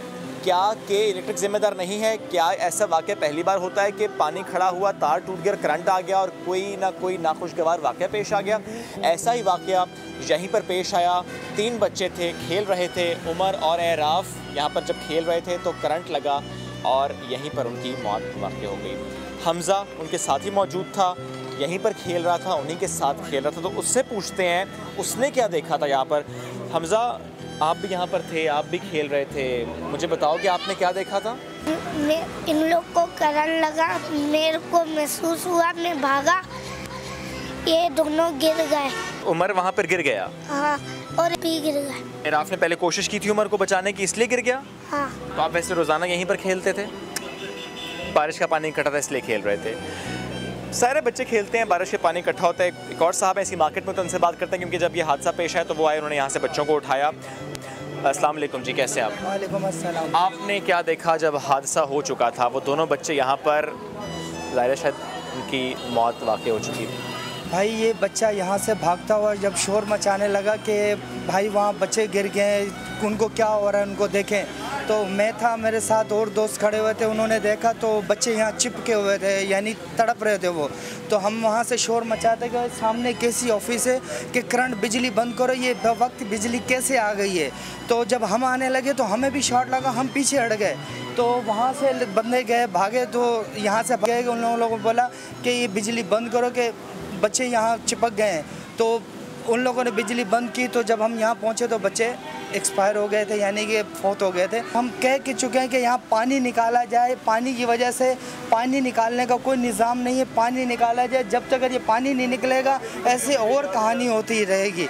अल्लाह न करे कोई और इससे बड़ा कोई हादसा हो जाए। जहाँ पर हादसा हुआ, सोच हम ये रहे थे कि शायद के इलेक्ट्रिक का दफ्तर कहीं बहुत दूर होगा, शायद आने में बहुत वक्त लग गया होगा, शायद कम्युनिकेशन में इतना बड़ा मसला होगा। के इलेक्ट्रिक का दफ्तर चंद फरलांग के फासले पर है। ऑन माई राइट, बिल्कुल रोड के सामने के इलेक्ट्रिक का ऑफिस है, बिल्कुल दूर ये ऑफिस नहीं है, यहाँ से करीब ये ऑफिस। लेकिन जब वहाँ गए ये लोग, वहाँ से कहा कि ये देखिए सिस्टम को, इस मसले को, तो कोई खातिर खा जवाब वहाँ से भी नहीं मिला था। जब भी मौसम ख़राब होता है, पानी इकट्ठा होता है, हम देखते हैं हादसा होते हैं। पहला हादसा नहीं था लेकिन आखिरी हादसा होना चाहिए। उमर और एराफ, उनके वालिदैन दुख में हैं, रंज में हैं, परेशान हैं। उन्हें तो यूँ लगता है जैसे ज़िंदगी ख़त्म हो गई है। ज़ाहिर है औलाद है, औलाद का दुख बड़ा दुख है। चलते हैं उन्हीं से बात करते हैं, उमर और एराफ के वालिदैन से। बहुत ही मुश्किल वक्त है ज़ाहिर है उन वक्त पर जिनके औलाद चली गई और इस तरीके से चली गई, नागहानी मौत। उमर के वालिदैन हमारे साथ मौजूद हैं, रज़ा साहब और उनकी अहलिया। खेलता कूदता बच्चा, और इंसान सोचता नहीं है इस तरह खेलने जाएगा और फिर वापस नहीं आएगा। ये बड़ा अफसोसनाक वाक़या है। मैं फिर भी चाहूँगा मैं उमर के हवाले से ही आपसे बात करूँ। उमर कब गया आखिरी बार? ज़ाहिर कल आपके पास था, बात करते करते गया होगा, खेलने गया होगा, बारिश का वक्त। मैं चाहूँगा मुझसे शेयर करें।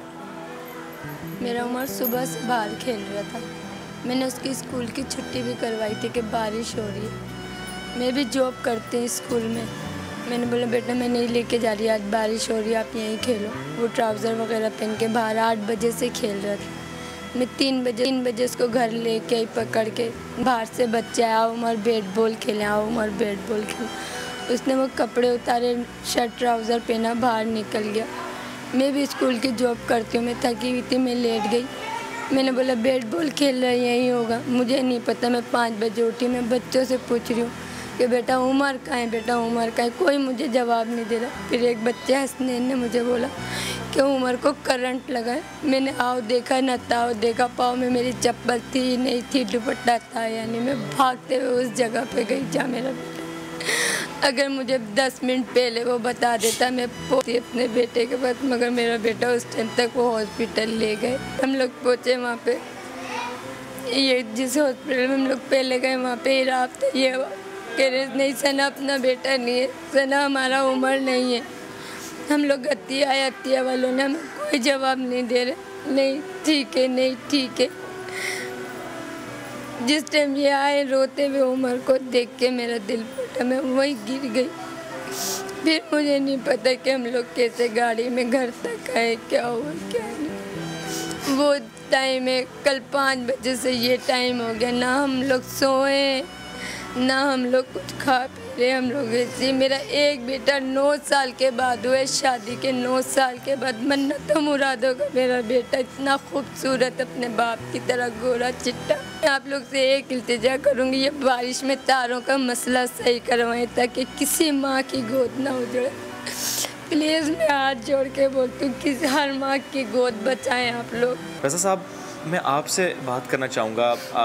कई साल से आप भी इस इलाके में रहते हैं, ये कितना बड़ा मसला है, ये कितना बड़ा मसला है कि तारें टूट जाती हैं, बारिश होती है, पानी खड़ा होता है और इस तरह। ज़ाहिर है बच्चे तो निकलते हैं बाहर, वो तो खेलते हैं, उन्होंने अगर बाहर नहीं खेलना तो कहाँ खेलना है, लेकिन ऐसा हादसा पेश आ जाना, समझते हैं आप जिम्मेदार के इलेक्ट्रिक है?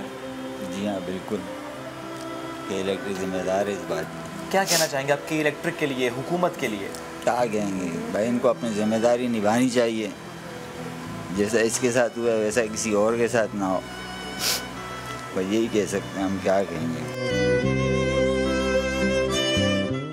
एराफ वहीं पर खेल रहा था, उसने कोशिश की उमर को बचाने की, अपनी जान भी गवा बैठा। उनके वालिद जबरान साहब साथ मौजूद हैं।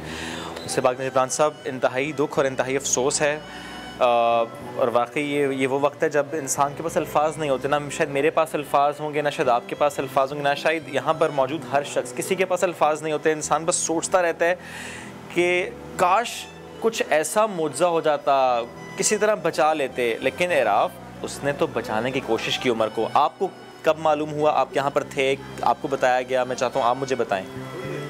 मैं पीछे अपनी गाड़ी देखने गया, नमाज़ पढ़ी सबसे पहले मैंने बोला मैं अपनी गाड़ी चेक करूं।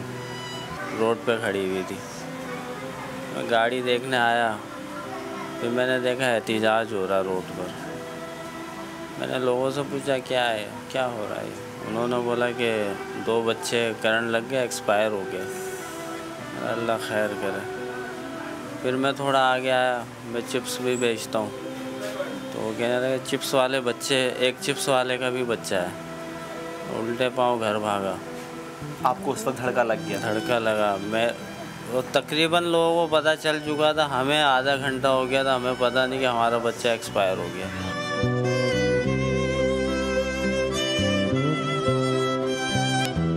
डायरेक्ट जन्नत में चला ही। बेशक, इसमें कोई शक नहीं। लेकिन जबरान साहब, ये हादसा आखिरी होना चाहिए। हम सब की कोशिश ये होनी चाहिए। हम सब बात इसलिए कर रहे हैं, ये बच्चे ये जो चले गए, ये दोबारा कभी ऐसा हादसा ना हो। हम सिर्फ इसलिए ये बात कर रहे हैं कि हुकाम को जगा लें, इदारों को जगा लें, क्योंकि ज़रा सी गफलत है किसी एक इदारे की और ये पहली बार नहीं हुआ। याद आता है भाई याद आ रहा है? अभी तो एक दिन गुजरा है, ज़ाहिरी बात है। भाई के साथ खेलते थे, कुछ कहोगे भाई के लिए? क्या कहोगे? दुआ करना।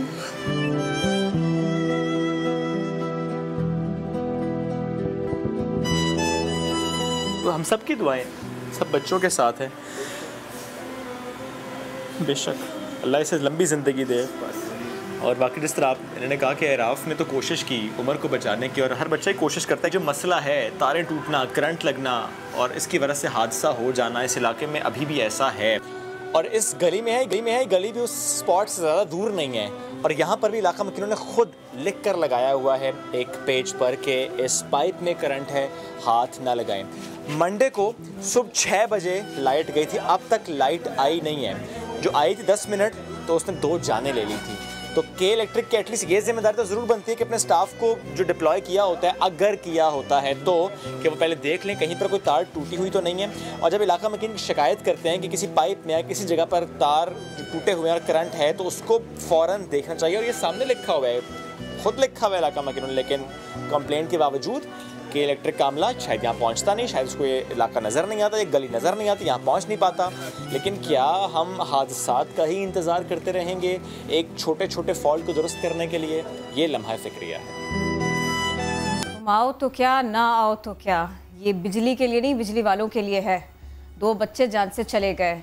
अहले इलाका रिपोर्ट करते रहे और 10 मिनट के लिए, जो 10 मिनट का रिलीफ इनको बिजली की तवील तात्तुल के बाद मिला था, उसमें 2 बच्चे जान से गए। कितना तकलीफ दे मरहला होता है पेरेंट्स के लिए, कितना तकलीफ दे मरहला होता है उन बच्चों के साथियों के लिए। ये ज़िंदगी है, ये हमारी तैयारी है, ये हम आने वाले दिनों के लिए अपने मुस्तकबिल के मेहमारों को ये सिक्योरिटी दे रहे हैं, ये उनके लिए इंतज़ाम कर रहे हैं। कराची में 2 छींटे पड़े और के इलेक्ट्रिक ने क्या किया? जो शिकायत वक्त पर की गई थी उसके ऊपर कान ही नहीं धरे। कुछ कदमों के फासले पर है उनका दफ्तर, वहाँ से कोई उठकर ना आया, किसी ने उसके ऊपर कान ना धरा उस शिकायत पे, जिसके बारे में अहले इलाका बताते रहे। अब अहले इलाका, इन बच्चों के घर वाले वो रो रहे हैं, जो इनकी तकलीफ को देख रहा है, सुन रहा है, वो रो रहा है, मेरा दिल रो रहा है। लेकिन के इलेक्ट्रिक आप लोग कहीं नज़र नहीं आ रहे। कराची में बढ़ते हुए वाक़यात और उस सब के बाद हम कोशिश कर रहे हैं कि आप अपना मौक़िफ़ तो दीजिए, कम से कम यही कह दीजिए कि आप इनके घर वालों के लिए कोई रिलीफ करेंगे। अब तो बोल दीजिए, 1 घंटे से वी आर ट्राइंग कि के इलेक्ट्रिक का कोई नुमाइंदा, कोई तर्जुमान हमारे साथ होता, लेकिन नहीं, इन 2 दिनों में भी के इलेक्ट्रिक को होश नहीं आया। और हमने कोई इर्रेस्पॉन्सिबल रिपोर्टिंग नहीं की है, और हमने ऐसा नहीं किया कि कोई ख़बर आई और हमने चला दी। हम वहाँ पर गए, हमने वहाँ पर सिचुएशन देखी, हमने वहाँ इलाका मकीनों से बात की, पेरेंट्स से बात की जो लोग वहाँ पर थे, उस मार्केट में थे, गोश्त मार्केट में, वहाँ पर हमने बात की। और के इलेक्ट्रिक की ये बेहिसी हम इस साल नहीं, हम कई सालों से देखते आए हैं। जब भी बारिश होती है ये बेहिसी हम देखते हैं। ये हादसा पहला नहीं था, लेकिन बार बार कह रहे हैं कि ये हादसा आखिरी होना चाहिए। कितने हादसों का इंतजार है के इलेक्ट्रिक को, ना सिर्फ के इलेक्ट्रिक किरण, बाकी इंतजामिया भी। जब सड़क बनाते हैं तो ऊंची बनाते हैं, बाकी गलियां नीची हो जाती हैं, पानी वहां इकट्ठा हो जाता है, खड़ा हो जाता है। ये इंसान, जानवर, वो भी महफूज नहीं। इस करंट ने जान ली है, अल्लाह की मखलूक को नुकसान पहुंचाया है, लोगों के घर उजड़े। 9 साल बाद एक बच्चा पैदा हुआ था, मन्नतों मुरादों के बाद में उनका घर उजड़ गया। एक दूसरा बच्चा, छोटा बच्चा, वो बता रहा है मैं भाई के लिए बस दुआ करूंगा। हम क्या दुआ करें कि इलेक्ट्रिक के लिए कि आपको अल्लाह हिदायत दे और आप कराची के शहरियों की जान लेना बंद करें। और अगर आप कुछ नहीं कर सकते, कम से कम मुआवजत कीजिए, कुछ तो बोलिए, रिस्पॉन्स तो कीजिए कम से कम इसके ऊपर। कराची के शहरी अब भरोसा किए बैठे हैं और उसके बाद में ये क्या बिल्कुल क्या आपके दिल तक कोई खबर नहीं पहुंचती? क्या आपके कानों तक कोई आवाज नहीं पहुंचती? एक शख्स जिसका गला रुंध गया अपने बच्चे के बारे में बात करते हुए, वो बता रहे मैंने ये सुना चिप्स वाले का बच्चा मर गया, मैं उल्टे कदमों वापस लौटा। क्या ये जुमले, ये तकलीफ, ये जज्बात के इलेक्ट्रिक बिजली का बिल देने के अलावा, पैसे लेने के अलावा कुछ तो रिस्पॉन्स करे भाई, कुछ तो बोले। हम तो ढूंढते रह गए, पूरा घंटा हम कोशिश करते रह गए, कोई फायदा नहीं हुआ। और अभी भी हम कोशिश कर रहे हैं, हमारी पीसीआर से कोशिशें की जा रही हैं कि आप लाइन पर आ जाएं। नहीं हो रहा, बिल्कुल ऐसा नहीं हो रहा। जैसा गायब आप बारिश में रहे, वैसे गायब आप इन 1 से 1.5 घंटों में भी हैं। हम मुसलसल कोशिश कर रहे हैं कि आप कम से कम कुछ तो कहें। कुछ नहीं कह सकते, कुछ नहीं कर सकते। बिल भेज सकते हैं, पैसे वसूल कर सकते हैं, कॉल तो रिसीव कर सकते हैं, आप कम से कम बात तो कर सकते हैं, मुआवजत तो कर सकते हैं। कराची के शहरी का, के इलेक्ट्रिक के सारिफ का इतना हक तो है, या हम सिर्फ अपने बच्चों को खोते रहे, अपने घरों को अंधेरे की नजर करते रहे, अपने आने वाले मुस्तकबिल को इसी तरह से बारिश में खेलते हुए बच्चों को मरता हुआ देखते रहे? कुछ तो बोलो भाई, कुछ तो करो। के इलेक्ट्रिक की तरफ से कुछ तो बात होनी चाहिए कम से कम इस सिलसिले में। कुछ होना चाहिए, लेकिन किरण मुझे लगता है कि वो ये शायद यही कह दें, चलो यही कह दें कि कराची वाले, कराची की माएं, कराची के हर शहरी को यही कह दो कि अपने बच्चों को घर में बंद कर दो, इन्हें घर से बाहर ना निकलने दो, बारिश हो या कुछ भी हो, बचपन के मजे ना लो, घरों में बंद हो जाओ, स्कूल ना जाओ, खेलो मत, कूदो मत, एंजॉय मत करो, अपना बचपन खो दो, क्योंकि बचपन को एंजॉय करोगे तो जान चली जाएगी। हर गली, हर चौराहे में ऐसा ही हो रहा है, जहां पर तारें लटक रही हैं, जहां पर करंट है, जहां पर मसाइल हैं, गटर खुले हुए हैं। आदिल मुर्तजा, तर्जुमान के इलेक्ट्रिक, फाइनली हमारे साथ मौजूद हैं। आदिल साहब, एक खबर आई, हम वहां पर गए, मलीर 15 मुस्लिमाबाद, वहां पर 2 बच्चे, उनकी जानें चली गई। टूटी हुई तार थी, मंडे सुबह 6 बजे से वहां पर लाइट नहीं थी। जब लाइट आई 10 मिनट को तो वहां पर करंट दौड़ गया, बच्चों की जानें चली गई। और के इलेक्ट्रिक का दफ्तर सर दूर नहीं था, सर दूर नहीं था, बिल्कुल सामने दफ्तर था। इलाका मुकीन भागकर वहां पर गए, कहा लाइट बंद कर दो। सर वहां पे अमला नहीं था, ना फील्ड में अमला है, ना दफ्तर में अमला है, आए तो जाएं कहां, शिकायत करें तो होता कुछ नहीं है। ये वाकया क्या आपको मालूम है कि आप तक रिपोर्ट हुआ? जी बहुत बहुत शुक्रिया, आपने के इलेक्ट्रिक का मौक़िफ़ जानने के लिए हमें अप्रोच किया। मैं आपको बताता चलूं कि हमारी जो फील्ड स्टाफ है वो बिल्कुल मौजूद हैं और मुख्तलिफ मकामात पर जो बारिशों के हवाले से जो हाल पैदा हुई है उसके हवाले से बिल्कुल मौजूद है और कई मकामात पर जो है वो बहाली का अमल कर दिया। नहीं, मुझे इन 2 खबरों के बारे में बताइए सर, ये इन 2 बच्चों के बारे में बताइए। शोएब ने आपको पूरी बात बताई है, मैं फिर बता देती हूँ। 2 छोटे बच्चे बारिश में खेल रहे थे, उनकी जान चली गई। चंद कदम के फासले पे वहां पर आपका दफ्तर भी था, किसी ने पहले शिकायत के ऊपर ध्यान नहीं दिया और उसके बाद में बच्चों की जानें चली गई। सर इसके ऊपर पहले आपका रिस्पॉन्स देना बनता है, प्लीज इसके बारे में बताएं। इसके अलावा भी जो भी इस तरह के जो इलेक्ट्रिक्यूशन के वाकयात सामने आए हैं उसके हवाले से हम इन्वेस्टिगेट भी कर रहे हैं और हमारी टीम्स जो हैं वो बिल्कुल इसको इस प्रोसेस सर, को फॉलो किया जाता है। वाकये को इन्वेस्टिगेट किया आपने? इस वाकये की रिपोर्ट है आप तक? प्रोसेस है उसको फॉलो किया जाता है। और ड्यू प्रोसेस क्या है? भी इस तरह की हंगामी सूरत हाल होती है या कहीं क्लॉगिंग की मसाइल है, वहाँ पर हम एहतियाती तदाबीर और बताइए इस वाकये में क्या करेंगे? उमर और आराफ के लिए क्या करेंगे? के इलेक्ट्रिक उमर और आराफ के लिए क्या करेगी? अख्तियार कर सकते सर के इलेक्ट्रिक, आप बताइए ना, उमर और आराफ के लिए क्या करेगी, इनकी फैमिलीज के लिए क्या करेगी? उन बच्चों की जाने गई है सर, इसको ड्यू प्रोसेस है हमारा, उसको हम फॉलो करेंगे कि क्या प्रोसेस है सर, क्या प्रोसेस है? हम इन्वेस्टिगेट करिए जिस तरह सामने आएंगी तो वो हम आपके सर, तो क्या इन्वेस्टिगेशन स्टार्ट हुई है या आपको मालूम ही नहीं है कैसा हुआ है? हेलो, आपको आवाज आ रही है? हेलो, आदिल साहब, क्या आप सुन पा रहे हैं? क्या मैं जानना चाह रहा हूं, क्या इस वाकये से मुताल्लिक आप तक मालूमात आई हैं? जी, हमारे पास कुछ जो रिपोर्ट हुए हैं हमारे पास मीडिया के थ्रू, या अलावा भी हमारे जो कंप्लेंट सेंटर्स हैं या हमारे जो 118 सेंटर है, जहाँ कहीं पर हमारे पास इस तरह की सिचुएशन है, इसके अलावा भी जो दीगर इलेक्ट्रिशियन के हैं हमारे पास, हम उसकी इन्वेस्टिगेशन कर रहे हैं और उनको हम ड्यू प्रोसेस, हमारी टीम्स हैं जो कि उधर पे इंफ्रास्ट्रक्चर और वहाँ पे फील्ड पे जाके उसकी मालूमात करते हैं और इसकी जांच का अमल जो है वो जारी है। आदिल साहब, 2 बच्चे, वैसे तो बहुत सी अमवात हुई हैं, लेकिन मैं इन 2 बच्चों की बात कर रहा हूँ। 9 साल का उमर, 11 साल का एराफ, मैं इनकी बात कर रहा हूँ। के इलेक्ट्रिक के दफ्तर से बहुत दूर नहीं इनकी जाने गई, के इलेक्ट्रिक के दफ्तर के सामने इनकी जाने गई हैं सर। और अभी आप कह रहे हैं कि इन्वेस्टिगेशन अभी हो रही है, मतलब कितना वक्त लगना है इन्वेस्टिगेशन में सर? किन खुतूत पे इन्वेस्टिगेट कर रहे हैं, जरा ये भी फरमा दीजिएगा। जैसा कि मैंने आपसे अर्ज किया कि ये नहायत ही अफसोसनाक वाक़या है और इस हादसा पर जो है वो दिली हमदर्दी भी है और इसके हवाले से जो हम इन्वेस्टिगेट भी कर रहे हैं और इन मामला की जांच पड़ताल भी की जा रही है और बगैर किसी मालूमात के जो है वो बगैर किसी जो फाइनल हमारे पास अच्छा, ये बता दीजिए, जिन बच्चों की जाने गई हैं सर, जिन बच्चों की जाने गई हैं, क्या के इलेक्ट्रिक का कोई तर्जुमान, कोई नुमाइंदा, कोई शख्स उनके घर तक गया, उन लोगों से बात की? बहुत मुश्किल नहीं था उनको ढूंढना सर? बिल्कुल वहाँ पर रास्ते में है और वहाँ पर जो है ना सर, आखिरी बात क्या हुई है आपकी? उमर या आराफ के अलावा भी हट के बता दूं कि मार्टन क्वार्टर उमर या आराफ के वालिदैन से क्या बात हुई है? जहाँ पे इलेक्ट्रिशियन का वाकया पेश आया तो वहाँ पर हमारी टीम गई, जहाँ पर जो कुंडे का तार था वो एक गेट के साथ टच हुआ और वहाँ पे इलेक्ट्रिशियन, हमारी टीम बिल्कुल बाकायदा वहाँ पर बिला ताखिर पहुंची और वो कुंडे के जो तार थे वो भी हटाए गए। इसके अलावा भी कहीं पे जहाँ कहीं भी उमर और आराफ के घर वालों के बारे में बता दीजिए सर। क्या के इलेक्ट्रिक का कोई नुमाइंदा, कोई शख्स गया क्या, जनाजे में गया क्या, उनके घर गया? मैं रात 9 बजे तक वहां पर था सर, कोई नहीं आया। डीसी ईस्ट साहब जनाजे पे गए थे, के इलेक्ट्रिक से कोई नहीं गया, कोई राब्ता नहीं किया। जो भी मेरे पास हतमी मालूमात आती हैं तो मैं आपसे शेयर करता हूँ। अभी आपके पास इंफॉर्मेशन इससे मुतालिक नहीं है यानी? हेलो सर, यानी अभी तक कोई इन्वेस्टिगेशन से मुतालिक आपको मालूम नहीं है कि क्या कुछ हुआ है, या अगर कुछ हुआ है तो? मैंने आपसे अर्ज किया कि जो इलेक्ट्रिशियन के जो भी वाकयात हुए हैं, जो भी हादसा हुए हैं, न सिर्फ इस जगह पर, दूसरी जगह पर जो भी वाकई की बात नहीं है। और अगर मुझे एक लगा बंधा पैगाम मुझे सुनना होता ना कि के इलेक्ट्रिक आपकी शिकायत के ऊपर एड्रेस करेगी, काम करेगी, तो मैं फोन मिलाती, कंप्लेंट सेंटर में फोन कर लेती, मैं ये सारी बातें वहां पर सुन लेती। मैं पर्टिकुलरली खास तौर पर आपसे इन्हीं दोनों वाकयात के बारे में जानना चाहती हूँ। उमर और आराफ के बारे में आप लोग क्या जानते हैं? इनके घर वालों से आप लोगों ने कोई बात की है या नहीं की है? Excuse me please sir, please बताएंगे आप? बताइएगा। मैं कह रही हूँ उमर और आराफ के बारे में के इलेक्ट्रिक क्या जानती है? उनके पेरेंट्स के साथ में आप लोगों ने कोई बात की है? कोई गया आप लोगों में से? मुझे सिर्फ इसका जवाब दे दीजिए। 18 लोग मरे जिनमें ये 2 बच्चे भी शामिल थे। आपकी आवाज नहीं कर पा रहा हूं प्लीज सर। पूरा शहर ये समझता है कि आप लोगों तक यानी के इलेक्ट्रिक तक उनकी आवाज नहीं पहुंचती।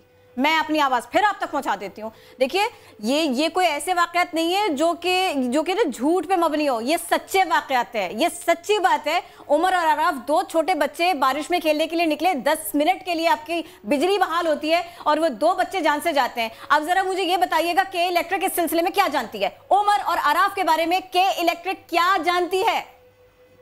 मैं आपसे अर्ज कर रहा हूँ कि जहाँ कहीं पर भी हमारे पास इस तरह की सर, जहाँ कहीं नहीं सर, उमर और आराफ सर के इलेक्ट्रिक के दफ्तर के सामने जान चलेगी उनकी की जाती है और जहाँ कहीं पर जाती है, छोड़ दीजिए, इस वाकये के बारे में बता दीजिए। एरियाज को ऑफ भी किया जाता है और उसके अलावा भी हमने सोशल मीडिया पर, इलेक्ट्रॉनिक मीडिया पर जो एहतियाती तदाबीर के हवाले से मैसेजिंग और शहरियों की आगाही के हवाले से आपको आवाज नहीं आ रही है। और जैसे कि इलेक्ट्रिक को आवाज नहीं जाती कि इलेक्ट्रिक सारिफ की, आप ठीक वैसे ही कर रहे हैं, आप नहीं सुन रहे बात। हम पर्टिकुलरली बात कर रहे हैं 2 बच्चों की, जहां जहां नहीं कही है। मुझे बताइए उमर और आराफ के बारे में आप लोग क्या जानते हैं? नहीं जानते तो बताइए कि आपको नहीं मालूम, बता दीजिए आपका राब्ता नहीं हो, बता दीजिए कि आप बहस से नहीं गए वहां पर।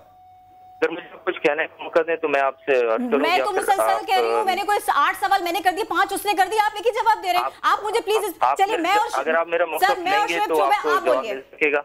आप मौका दीजिए, हम दोनों चुप हैं, आप बात कीजिए। बगैर इन्वेस्टिगेशन की रिपोर्ट और बात कीजिए, मैंने आपको दिया मौका। किसी भी जो है वो कबल वक्त है। सर, तो फिर आप बता दीजिए कि आपको नहीं मालूम इस बारे में, आप कह दीजिए कि इन्वेस्टिगेशन नहीं हुई, दैट्स इट। कैसे कह दें? ये तो आप, क्योंकि आपको मालूम नहीं है, because you're not talking about that। कोई मौक़िफ़ नहीं दे सकता। आप इलेक्ट्रिक के बिहाफ पे अगर कोई चीज अगर दे सकते हैं तो उसके लिए मैं जिम्मेदार नहीं हूँ।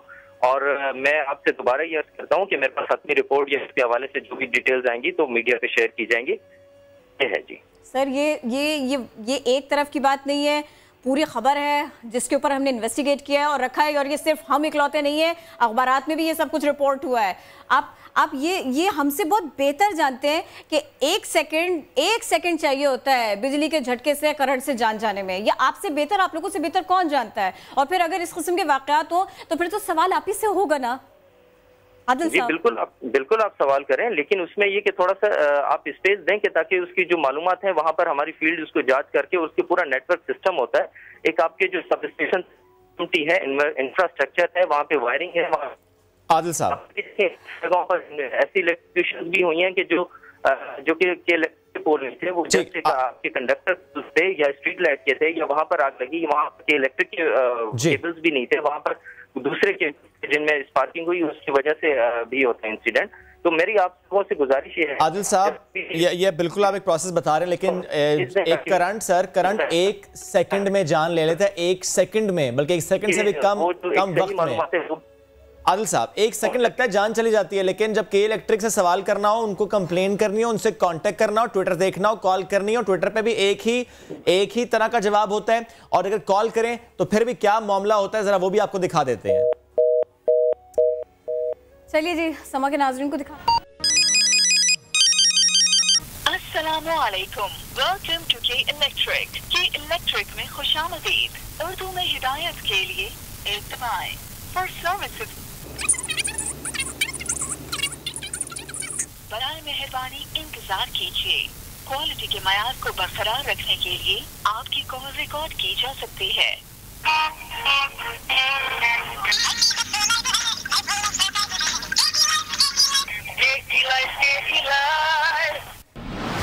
ये आलम है, ये हाल है। शिकायत के ऊपर ये रिस्पांस करेंगे कैसे?